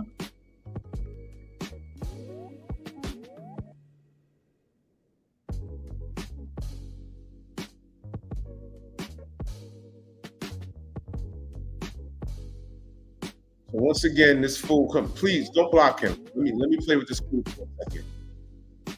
And this is crazy. We just coming off of. Now you heard me talking about the wonderful weekend that we had and everything, right? But look what this fool says. This mortal says, don't matter what you, the LDBC fans, promoters, Bud still pound for pound best right now. But y'all talking like he lost. Musty. Universal Truth, salute. Now, OGQ, do not block him. When did you hear me say Bud lost?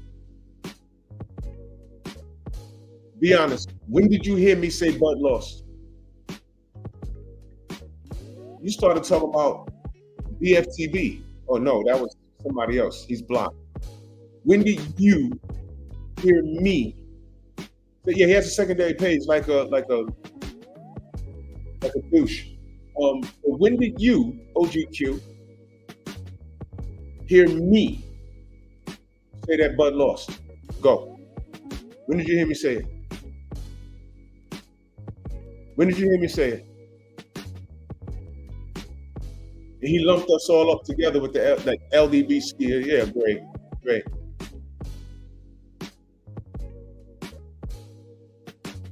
Go ahead, OGQ, because you come in here, foaming at the mouth, snot bubbles, and the lip poked out. Because I'm out here telling you the truth about it. Chat, did I lie on Bud?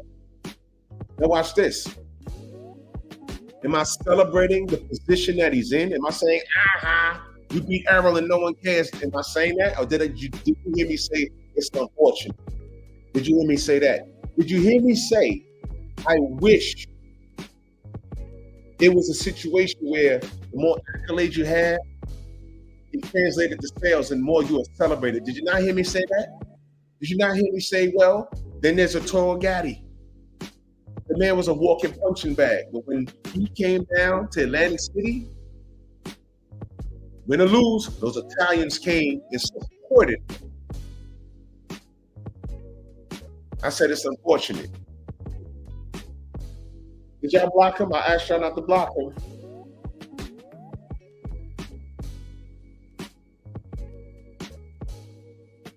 Go ahead, OGQ. I'm waiting for your response. Because right now, you're just a ball of emotion. Let's do this. OGQ, how old are you, young man? I've been through this.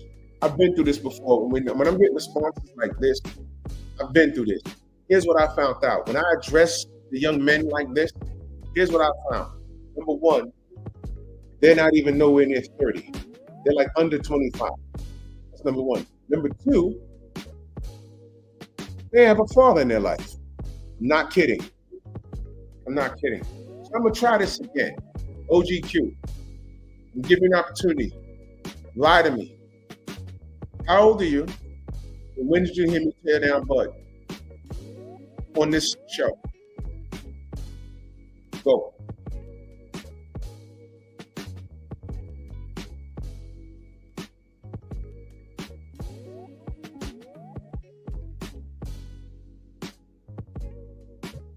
Don't take long.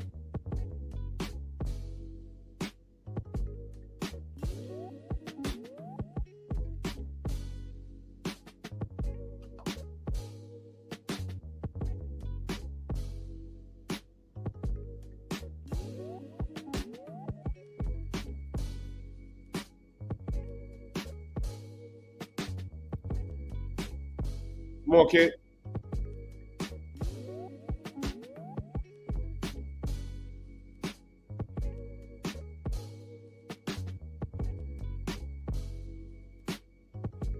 He says, all right, you right. Look back. You didn't say he lost. You say it's draw. But you said, didn't you say you was watching my whole stream? If you was watching my whole stream, you'd have heard me say that. Now you have to go look back at something that I already said. I thought you said you was watching the whole stream. Bro, listen, young man. How old are you? Don't block him. How old are you? OGQ, how old are you?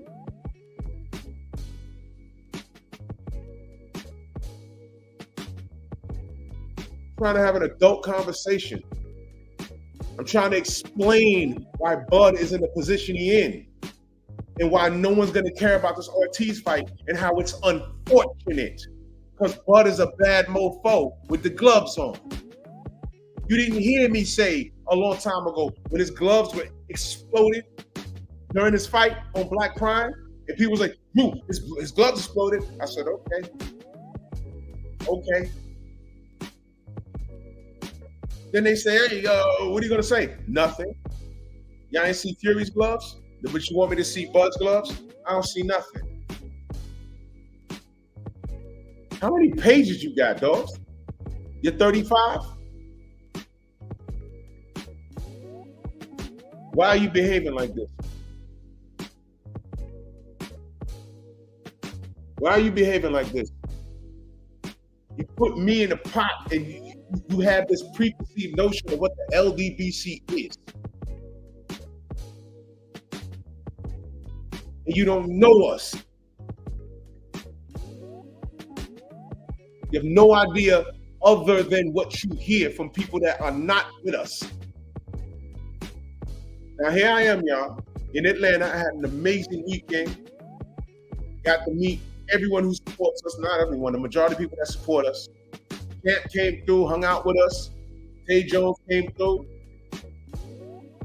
Here I am talking about boxing and talking about what's unfortunate about Bud, and he comes in here and says, oh, the LDBC, y'all hating on it. Really? Really?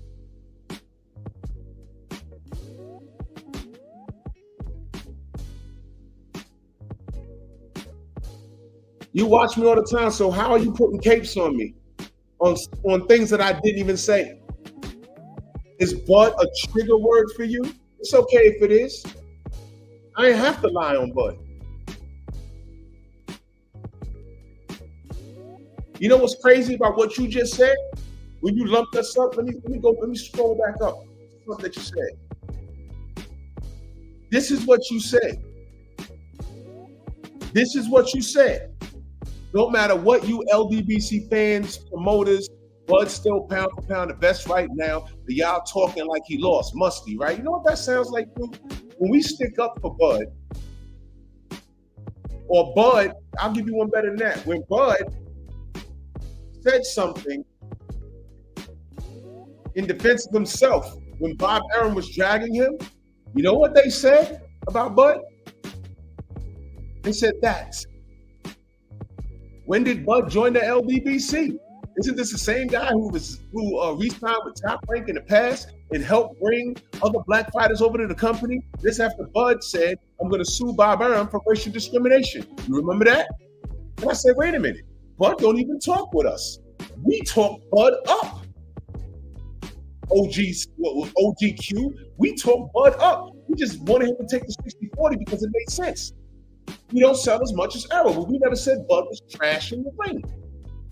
But as soon as he sticks up for himself, and Bud, he was violated by Bob Arum, the amount of money I spent on Bud, I could have bought a house in Beverly Hills. When Bud finally buckled down and said, yo, I'm suing this guy because he's the one that stopped the Manny Pacquiao fight. And now you blaming me for you losing money? You're the promoter? This guy, Montero on Boxing on Twitter, said he joined us. Nobody knows who the LDBC is, though. And you talking about us like we're negative. Huh? Huh? Huh? I don't understand. I don't understand. I don't understand. I don't understand. Are we bad for boxing? Are we good for boxing? What? Is it only black people that think that Bud lost? No. Guess why? OGQ. He fought a white Ukrainian. A white Muslim Ukrainian. They left that part out. You know he's Muslim, right? And because Bud had a close fight, they say he lost. What did you hear me say? Every time a black fighter has a close fight, we lost. We did it to Floyd, did it to Devin. Who else they did? Did it to Deontay. They doing it to Bud. Now, where in anything that I've said in this live stream am I taking a crap on Bud? Go. When I asked you, have you been watching this stream the whole time? So you've been here the whole time. HOLE. And you're 35? HOLE? I'm just asking. I ain't got to clown you. I'm just asking. Go ahead.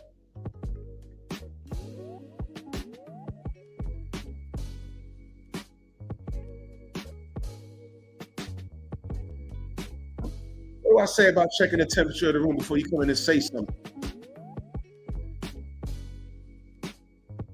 Here I am speaking up on behalf of Bud. BFTB is my brother. But how he handles it and how I handle it is two different things. I already told y'all my opinion about that fight is coming from a place of emotion. I'm not going to let some other ethnicity come in my comment section and be like, yeah, man, I think Bud lost. No, get out of here. I know what you're really about. Get out of here. I ain't going to do that. I had it a draw. But after I was reading some things, I said, you know what? F that. F that. He won. I don't have to be fair. Put I don't have to be fair in the chat. Put that I don't have to be fair. I don't have to be.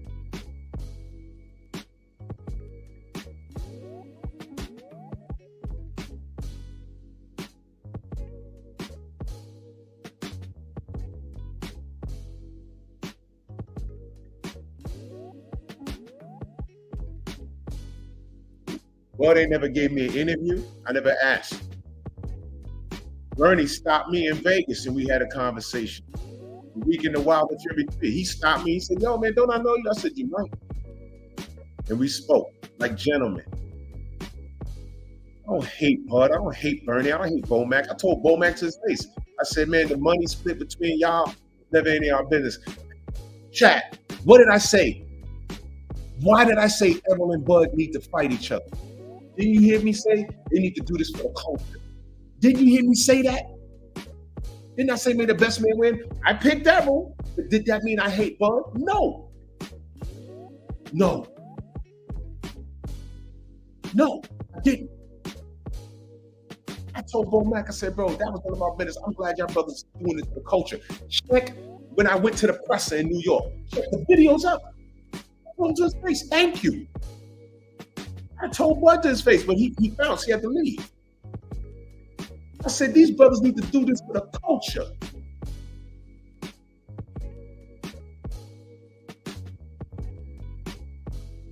Sensei's in the building. Salute.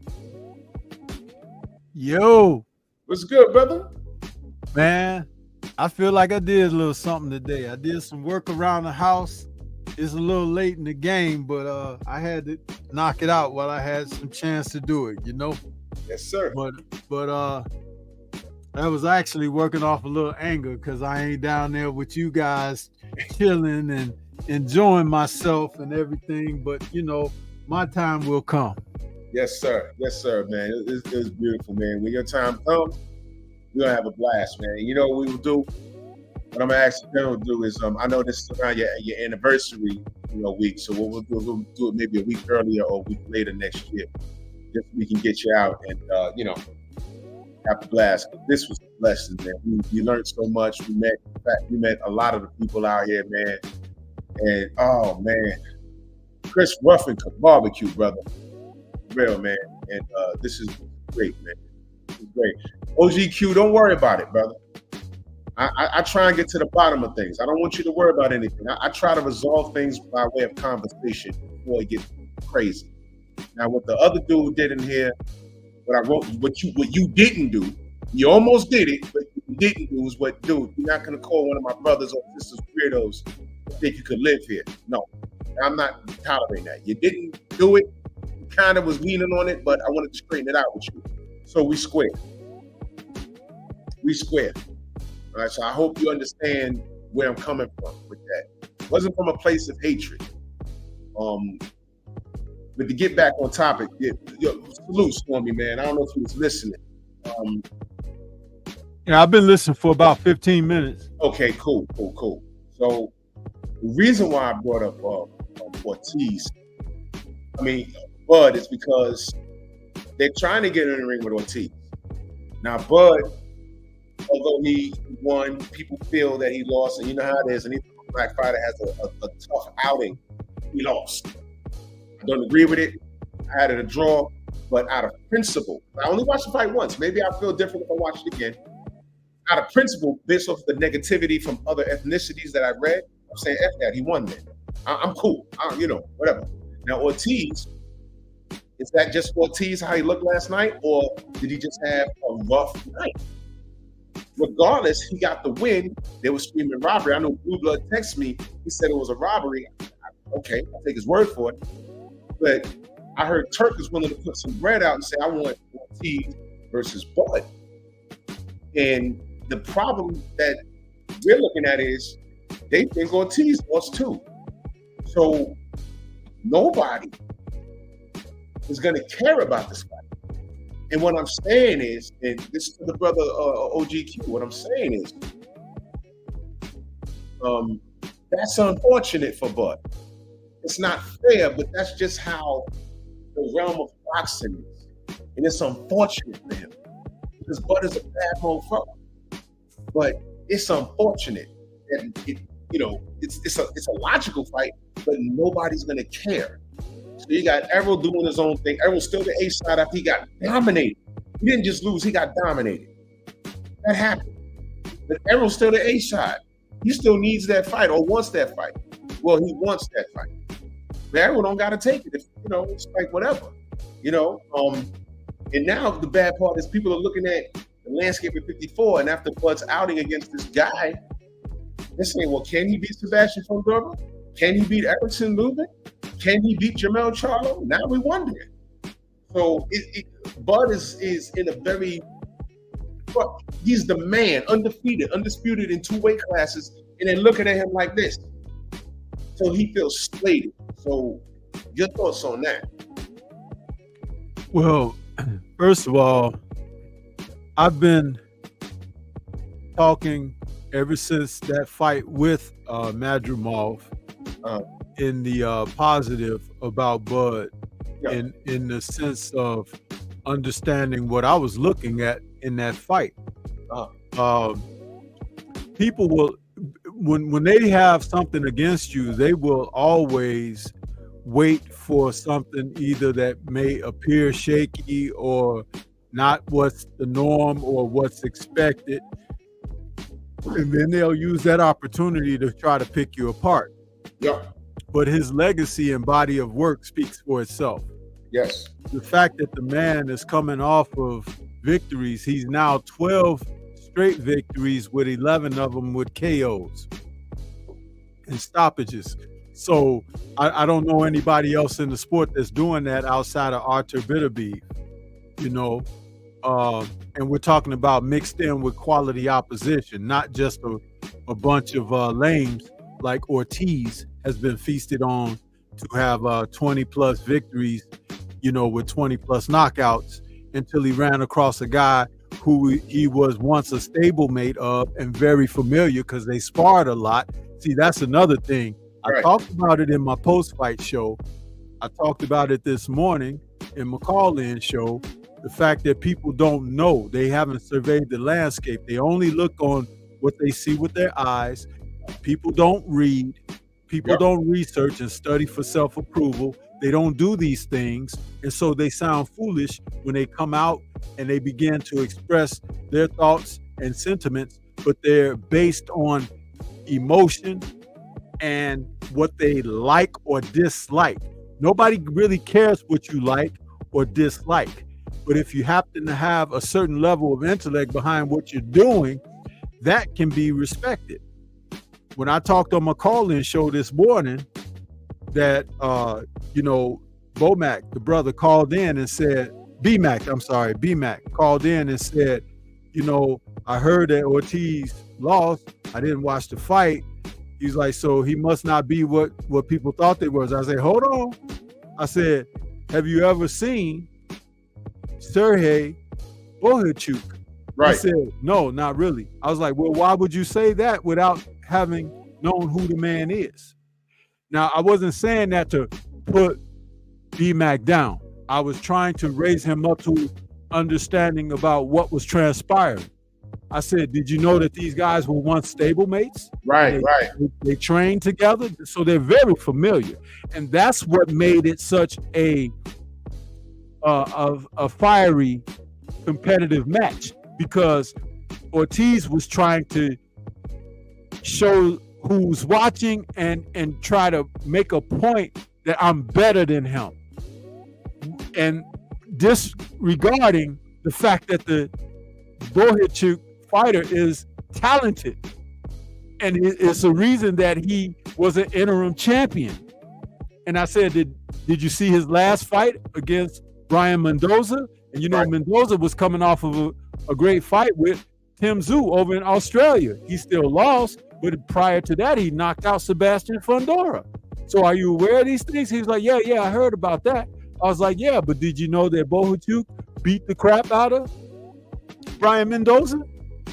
He's like, no, I didn't know that. I said, go back and watch the fight. See that? I say, see, now when you see that this guy that they haven't been promoting, that they haven't been touting, that they haven't been dropping his name left and right, you've been hearing about Ortiz even when he was ill and had some kind of thing that was keeping him from fighting. They were still talking about the guy. See, when you get media out there and they have an axe to grind against certain fighters, and then they yet and still don't promote other fighters by not saying their name, being dismissive, and then yet and still would promote a fighter that they're in a pocket with, like Golden Boy or PBC or whatever, and they act like other fighters don't exist. It's called World Championship Boxing, you guys. The title goes around the world, globally. We just saw Jose Luis Alberto get knocked out last night by a guy that even I didn't know. But that kid, Leo, knocked him out with a hell of a left hook. And again, the title changes hands for the second time in about 2.5, 3 years. It's amazing to watch the sport and see people that you might think come out of the cracks in the woodwork, but they've been there. These men have been toiling in gyms, sweating, cutting weight, doing things to try to be the best that they could be and make a way for themselves and their families, only to have these shitty judges take it away from them because they're trying to keep someone's favor. And see, that's what happened with Bud Crawford's fight a week ago. Bud fought a very good fighter in Israel Madrimov. Israel Madrimov could possibly beat all of the guys that you're saying that you want to see Bud fight, including Virgil Ortiz, including Fundora, including Errol Spence. Errol better not get in the ring with Israel Madrimov, because the guy has footwork, hand speed, and strength that Errol has already showed us that he has trouble with. And when I say that, you go back to the Sean Porter fight between Errol and Heat. Sean's footwork troubled Errol big time. Yeah. You see what I'm saying? This don't have nothing to do with Bud. I'm talking about Sean Porter. Because Sean gave him looks that he didn't feel comfortable with in there. But what I'm saying is the body of work, when you're looking at a fighter and you can assess where the talent is, what they're able to do and execute. The only reason that Madrimov didn't knock Bud out is because he didn't want to take the risk of getting knocked out. See, that's the thing. And why would he be worried about being knocked out by a guy who came up from lightweight? Yep. I'm going to tell you why. There were some shots that he felt during the match that made him say, you know what? I'm going to take care. And it's okay. Fighters make decisions like that all the time.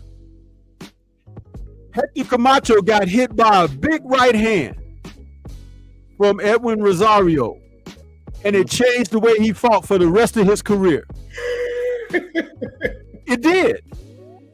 He got hurt twice during that 15-rounder with Edwin Rosario, 12-rounder, sorry. And when the fight was over, Camacho never fought the way he did going into that fight ever again. Camacho was a whirlwind of activity, hand speed, foot speed, combinations, and he would overwhelm guys and get them out of there. He started boxing safe. He started moving a lot. He started clinching and holding, even when he didn't have to. But just that one time getting hurt by Rosario made him rethink things. You know why? Because he realized, damn, it can happen to me. Yep. But when a fighter doesn't have that type of consciousness, and we saw that in Bohachuk last night, he wasn't worried about Virgil. He never stopped coming. He never stopped being on top of him. He kept pressing the fight. This is why he should have got the decision. You know, a lot of people, you know, you could like what you like. You know, you like vanilla ice cream. You like chocolate ice cream. There's 31 flavors from Baskin and Robbins. But that doesn't mean that the flavors that somebody else likes aren't good ice cream. What I saw last night was an injustice in the sport of boxing once again by the officials, the judges. And I posted from Fight Hype on my page, in my community page, Manny Robles' comment at the post-fight press conference about these judges.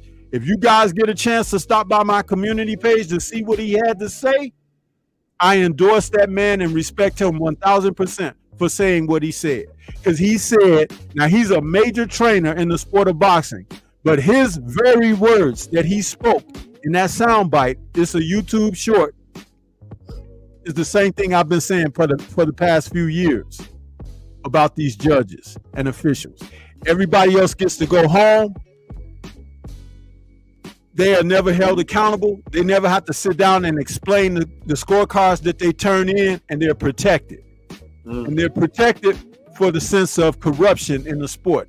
Not because they're good guys and great guys and we just don't want people to bash them. No, they're not held accountable for what they do because a lot of what they do is corrupt. You know, I had to watch the replay. And that's an excellent breakdown you said about the domino effect about who did who up until what. Most people don't look at things like that. But boxing is one big domino effect. You don't follow that bouncing ball, you can miss something. Because there's always something in between that'll explain why things look the way they did. It could be something as not their last opponent, but the opponent before last. Or, hey, that guy used to be a sparring partner for either that fighter or his old sparring partner or his opponent. Somebody in the camp put him up on game. You know what I mean? You gotta follow those bouncing balls, man. And salute to the OG Mr. Monk. Says salutes, Stormy B-Man, the Sensei, home safe, Drew. Salute, brother. Much love. Salute OG Mr. Mont. He made all of us hats, man. Oh man. Mr. Mon is on it. This is the hat he made. See that? That's pretty cool. Yeah, got my name Yes, right sir. here. Yes, sir. Yep, got this. Oh man, Mr. Mon. That boy good. Yeah. Hey, Stormy. This brother right here. Let me tell you something. This is the chef right here. That food that this brother made. Oh my God. And I couldn't eat nothing. Look, I know good barbecue when I see it. Let me tell you something, man. That was as professional as it got. And that's amazing, man. Salute to you, Chris, man. Pleasure meeting you. Can't wait to get with you and your Louisiana boys again, man. We had a ball out here, man. This is brother. Yeah, Act played Abel and he beat him. So what we're trying to do, yeah, and Abel got game, man. Abel Jordan out there. I saw him on some of the highlight films. Abel got game. I'm gonna tell you something though. We're gonna put together Team Act versus Team Abel, Act versus Abel, and we're gonna run a full court. Absolutely, man. So we're gonna have a ball with that, man. Next year when we do it, man, that's gonna be great, man. And salute to my brother, the Audacity Podcast. He said, I like how Drew and Stormy give us an outstanding understanding of the ins and outs of boxing. Man. Break it down where even remedial people can understand. Well, we try to do the best we can, and we try to move with patience, understanding, and that's why I ask questions. Because remember when I said not everybody deserves to have a conversation with you about certain things. In this realm, on this channel, it's boxing, and you're gonna have, if you're a content creator, you're gonna have people come in and say certain things. Depending on what they say, whether it's a statement or they're asking a question, when you give an educated response, based off of their response, you should know what you're dealing with. And you have to make a decision. Okay, I can't engage with this guy. This is a teachable moment. Now, is this person willing to learn at that point? Because I'm really not here for arguing. I'm really not. There's places you can go for that. If you like debating and stuff, go to the graveyard. That's my brother BFTV. Go to the graveyard. If he has an opinion that you want to discuss it with him, go over there and talk to him. I really don't. I've done it. I really don't like doing it. But this is my opinion is not up for discussion, and I'm not right all the time. When I'm making my opinions about fighters, I'll say, okay, I think this fighter's going to win. They have to fight. I've been right a bunch of times. I've been wrong a bunch of times, and that's cool. And then we can have a conversation. You understand?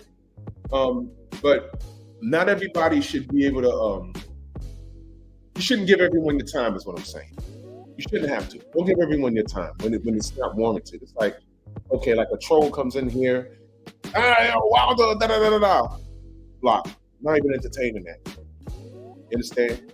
So most of the things you say here is not a conversation. If it's something I don't know about, I'll say, hey, look, man, I've seen this and that. What do y'all think? I'll be stuck on something. You know what I mean? So, yeah. Yo, Chris, man, they made me some vegan rice. Oh, Lord.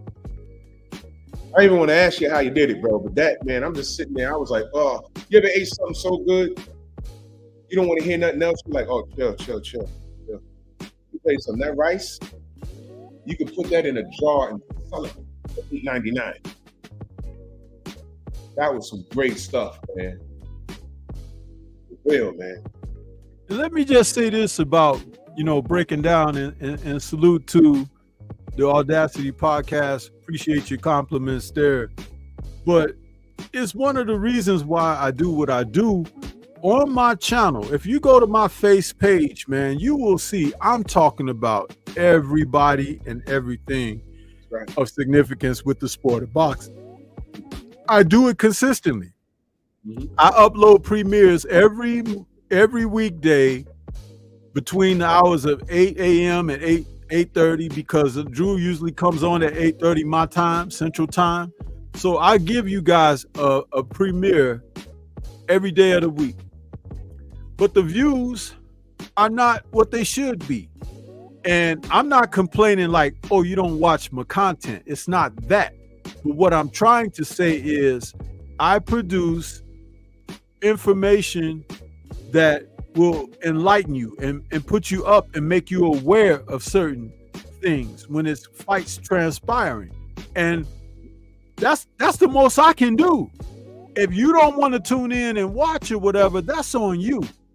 But then you can't really come back and make foolish statements and talk about people foolishly like you really are sound and know what you're saying when you don't even know who you're talking about.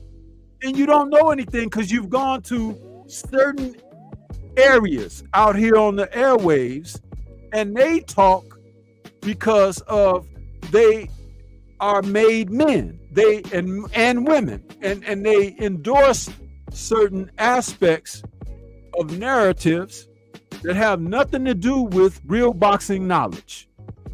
And I'm not saying each and every one, but a great deal do. And all you have to do is put it to the test. You come to my channel and you see what I put out there. You say, I don't know this guy. Well, let me look into it. You look into it and you be like, well, damn. Stormy showed me something there because I didn't know. I talked about a fight from last weekend between two super middleweights, and these two men fought out of the UK, and they gave a battle that was up there with Gotti and Ward or Hearns and Hagler for fight of the year.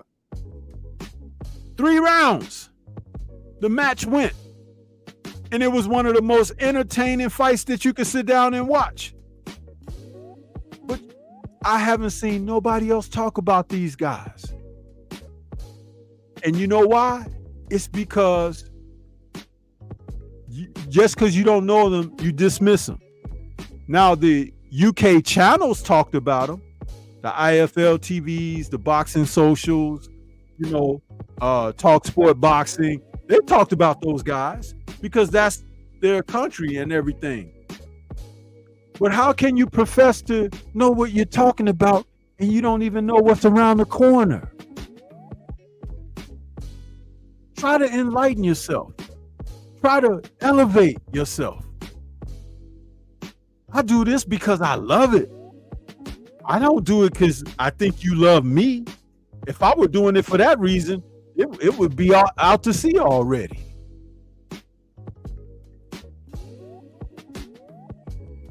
But type of time we on, brothers and sisters. So, those of you that understand that, you know what it is. Salute to y'all for all y'all support, man. A wonderful weekend, man. And let me take a minute. I want to salute, double, triple, quadruple salute the Audacity podcast. When he starts doing some content, I should go ahead and subscribe to him right now, man. This brother's a hard body karate supporter for me, and this is what happens when you just put in the work. People notice you. I'd rather have 100 strong people that are solid and understand what we're doing here than 10,000 fake ones. Those 10,000 fake ones have short attention, man. You know what I mean? Stormy talks about all kinds of fights and fighters, and even the fighters that you haven't heard of. You know what I mean? And that's that. A lot of boxing fans have short attention, man. What the Audacity podcast said is stands true. You break it down to a point where even the most remedial people can understand it. You know what I mean? So, yeah, that's what it is. So to close out, there's no interest in Ortiz versus Bud from the casual standpoint, and especially when you have the machine telling you that Bud really lost and over that. Yeah, again, there are people that say, "Yo, look, Bud really lost the fight." I'm fine. That's cool. If you say, okay, scientifically, according to this punch, that okay, fine. You explain it. I'm talking about the haters, and I'm talking about the machine who doesn't see any value in Bud Crawford anyway. Remember, as soon as Bud said, "Hey, man, I'm suing Bob Arum," he became a member of the LDBC. See that? See that? As if that's a bad thing. Yeah, I know, Xavier. Bud didn't lose, but he lost because the Ukrainian made it to 12, and he hit Bud with a few good punches. But see, check this out. This is the other part about that, which I talk about: bias, prejudice, and bigotry in the sport of boxing. Those three words are heard on my channel a lot because it is prevalent. Just like when Devin Haney fought Vasyl Lomachenko. Just like when Bud fought this kid Madrimov. The black fighter always, just like in real life, the black man has to be double, triple, quadruple better than colleagues, than people who are competing in whatever it is that they do. Remember the home run derby war between Sammy Sosa? Yes. And what's his name? The other guy from St. Louis.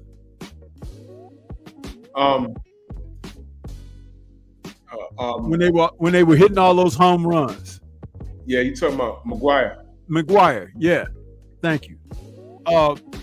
You know, Sosa, though he's a Cuban baseball player, you know, they wanted McGuire to win. They were like, McGuire. But Sosa, he played on the Cubs, man, but he made the Cubs even more exciting with what he was doing.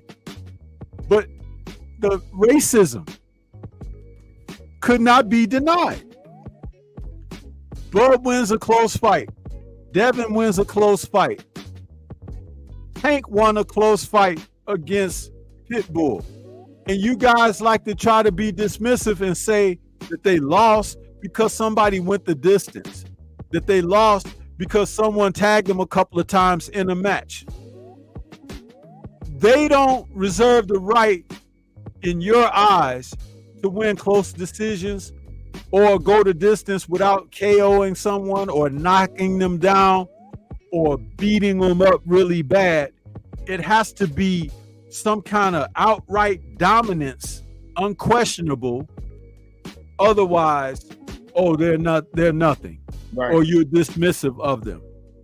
Now, what type of standard or quality of representation is that? It's biased. It's biased. You who do that can argue till the cows come home that that's not necessarily what that is, but it is. Yeah. You don't say that these other fighters, no matter where they could come from, if they're in close matches, you don't question their resume. You don't question their further forbearing accomplishments. You don't do that, but you do it to these fighters, these black fighters. Why? It's because you want to be dismissive of the representation overall, period. If you could wipe the sport clean of black fighters, you do it. And the thing about it is, it's not even because you can't compete against them or whatever. It's how you feel about the existence of black. That's what it is. And that's a shame, because I've never met a person say that we're going to the ER and they need an emergency surgery, say, don't let that Indian guy work on me. Don't let that Asian guy work on me. Don't let that black guy work on me. They say, please, doc, do what you can. I ain't ready to go yet. Huh? Right. Funny how that works, though, huh? A drowning man offshore waving at the first person that can save him because he can't swim. Help. He ain't waiting for the first person that look like him to walk past. Mm-hmm. He waiting for the first person that he can get their attention. That's right. I'm going down. Help.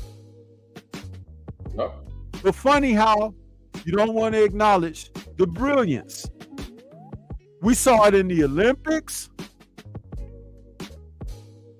This whole representation, the anger, that black excellence has helped this society so much. There's so much about black history that you biased, bigoted, prejudiced folk don't even realize that you're enjoying the benefits of. If it's hot outside and you step inside and you're able to enjoy some AC, guess who invented it? Uh-oh. You see what I'm saying? Yes, sir. Yes, sir. The benefits of the peanut. Huh? Some of y'all love you some peanut butter and jelly. You grew up on it and everything, huh? George Washington Carver. Look the name up. Do a little research. Understand that a lot of what we enjoy in our lives is because of the black. Preach. That's hidden from you because you exist in a society, a world that wants to put black down and put it to the side. Yeah, right. But I don't say this being on some kind of biased position myself. I'm pointing out the loopholes of why there's failure here. We had a heavyweight champion that could have faced another heavyweight champion almost 8 years ago for undisputed.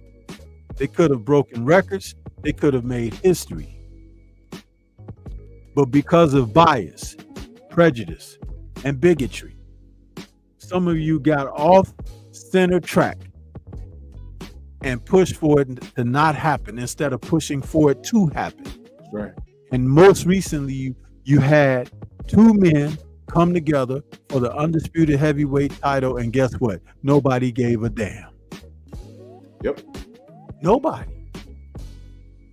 Except them folks that was just glad to see it was two dudes fighting that looked like them. Mm-hmm. But those two guys weren't as good as the two guys that I was talking about from 8 years ago in their virtual primes,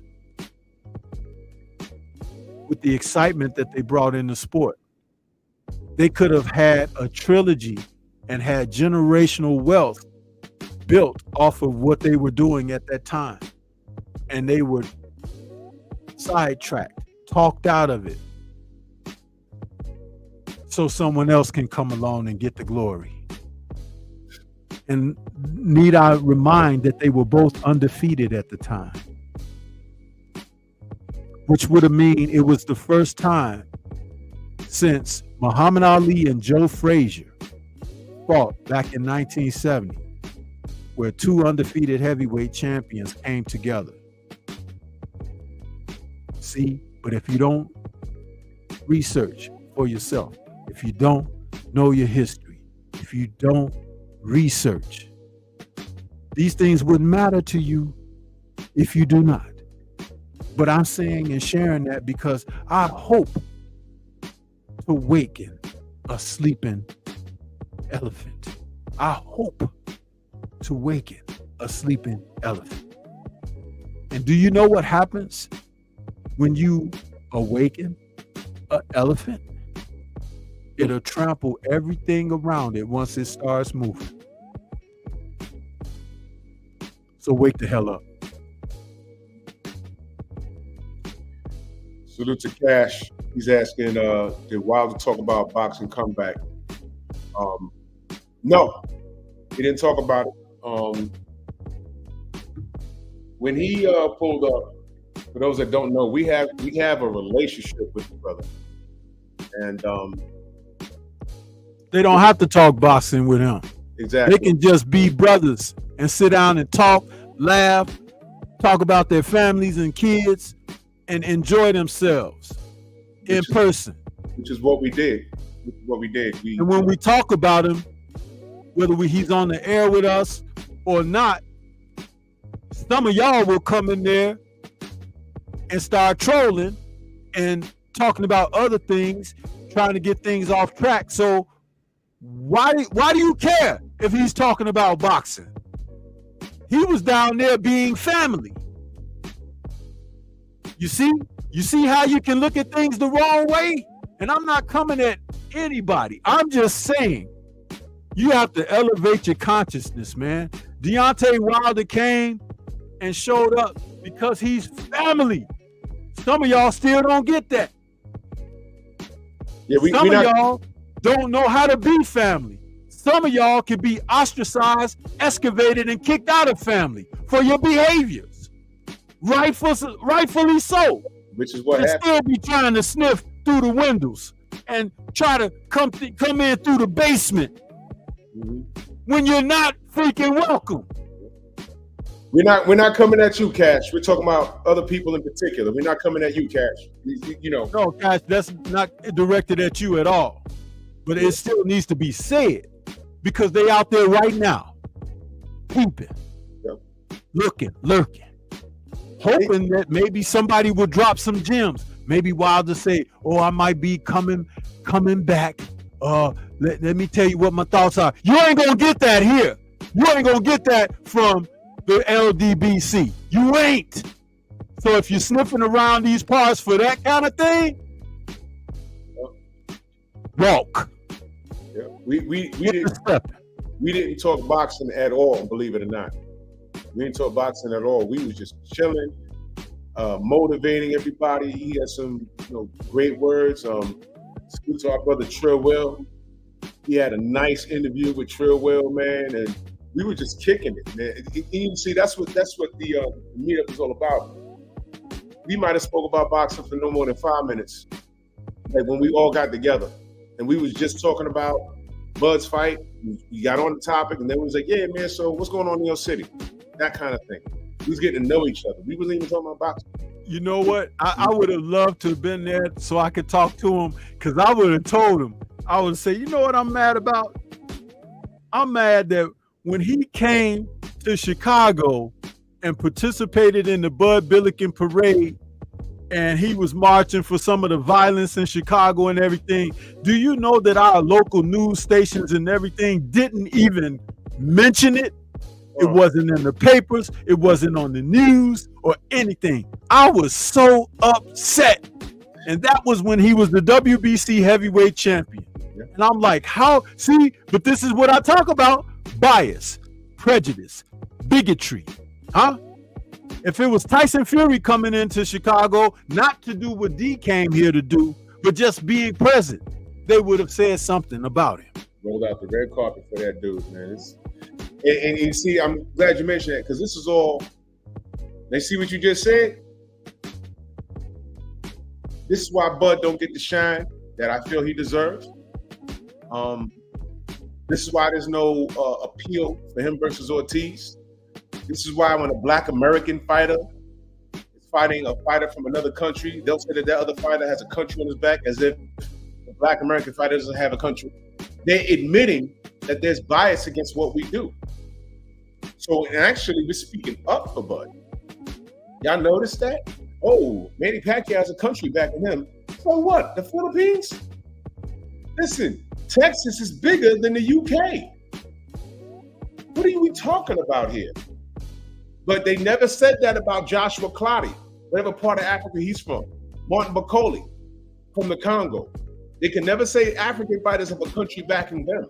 I've never heard it. Black American fighters, they don't say that. oh, well, he's an American gold medalist. They never say he has a country behind him. They never say that.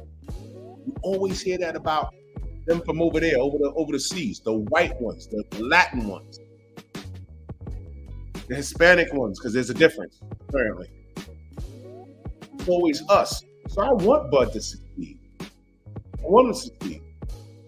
But this Ortiz fight ain't gonna happen. It's not gonna, I mean, it can happen, but watch, they're gonna start talking about numbers and everything else. It's gonna be bad. It's gonna be bad. And contrary to popular belief, I do want what's best for Bud. I do. Off of general principle. I never spoke to that guy. He's kept to himself. He's getting selective interviews. Great. I want what's best for him. Listen, I think he deserves a Canelo payday. But you know what? I'm not mad if he doesn't pursue it. I think he should do his own thing. I told y'all, as soon as he beat Errol, Jamel Charlo was supposed to step in and say, forget the Canelo fight. I'm fighting this guy. It's Bud versus Texas. There's more sex appeal than that, man. That has sold a ton of seats. Bud versus Jamel in Texas, that's a done deal. Canelo deserve a Bud payday. How about that? Now, when you got Benavidez problems and Christian and Billy problems and all, come on, bro. Come on, leave this guy out of it. We have enough. But I'm gonna get off my soapbox, man. I'm gonna close this down, man. For me, I'm not even find you, good brother. Everybody can follow me right here on YouTube. Stormy B Man is the channel. That's Stormy B Man in all caps, but no cap. There it is. There it is. And I'll be back in town tomorrow, so we're doing Nerds tomorrow. Yeah, Nerds. Tomorrow, we're going to talk about Deadpool and Wolverine invading the MCU. Let's do it. Yes, sir. Man, so salute to y'all, man. Salute to everyone in the Venmo, the Zelle, the Cash App, the Super Chat. I'm on the road. I'm in ATL. I'm leaving at 3 in the morning. And I appreciate y'all, man.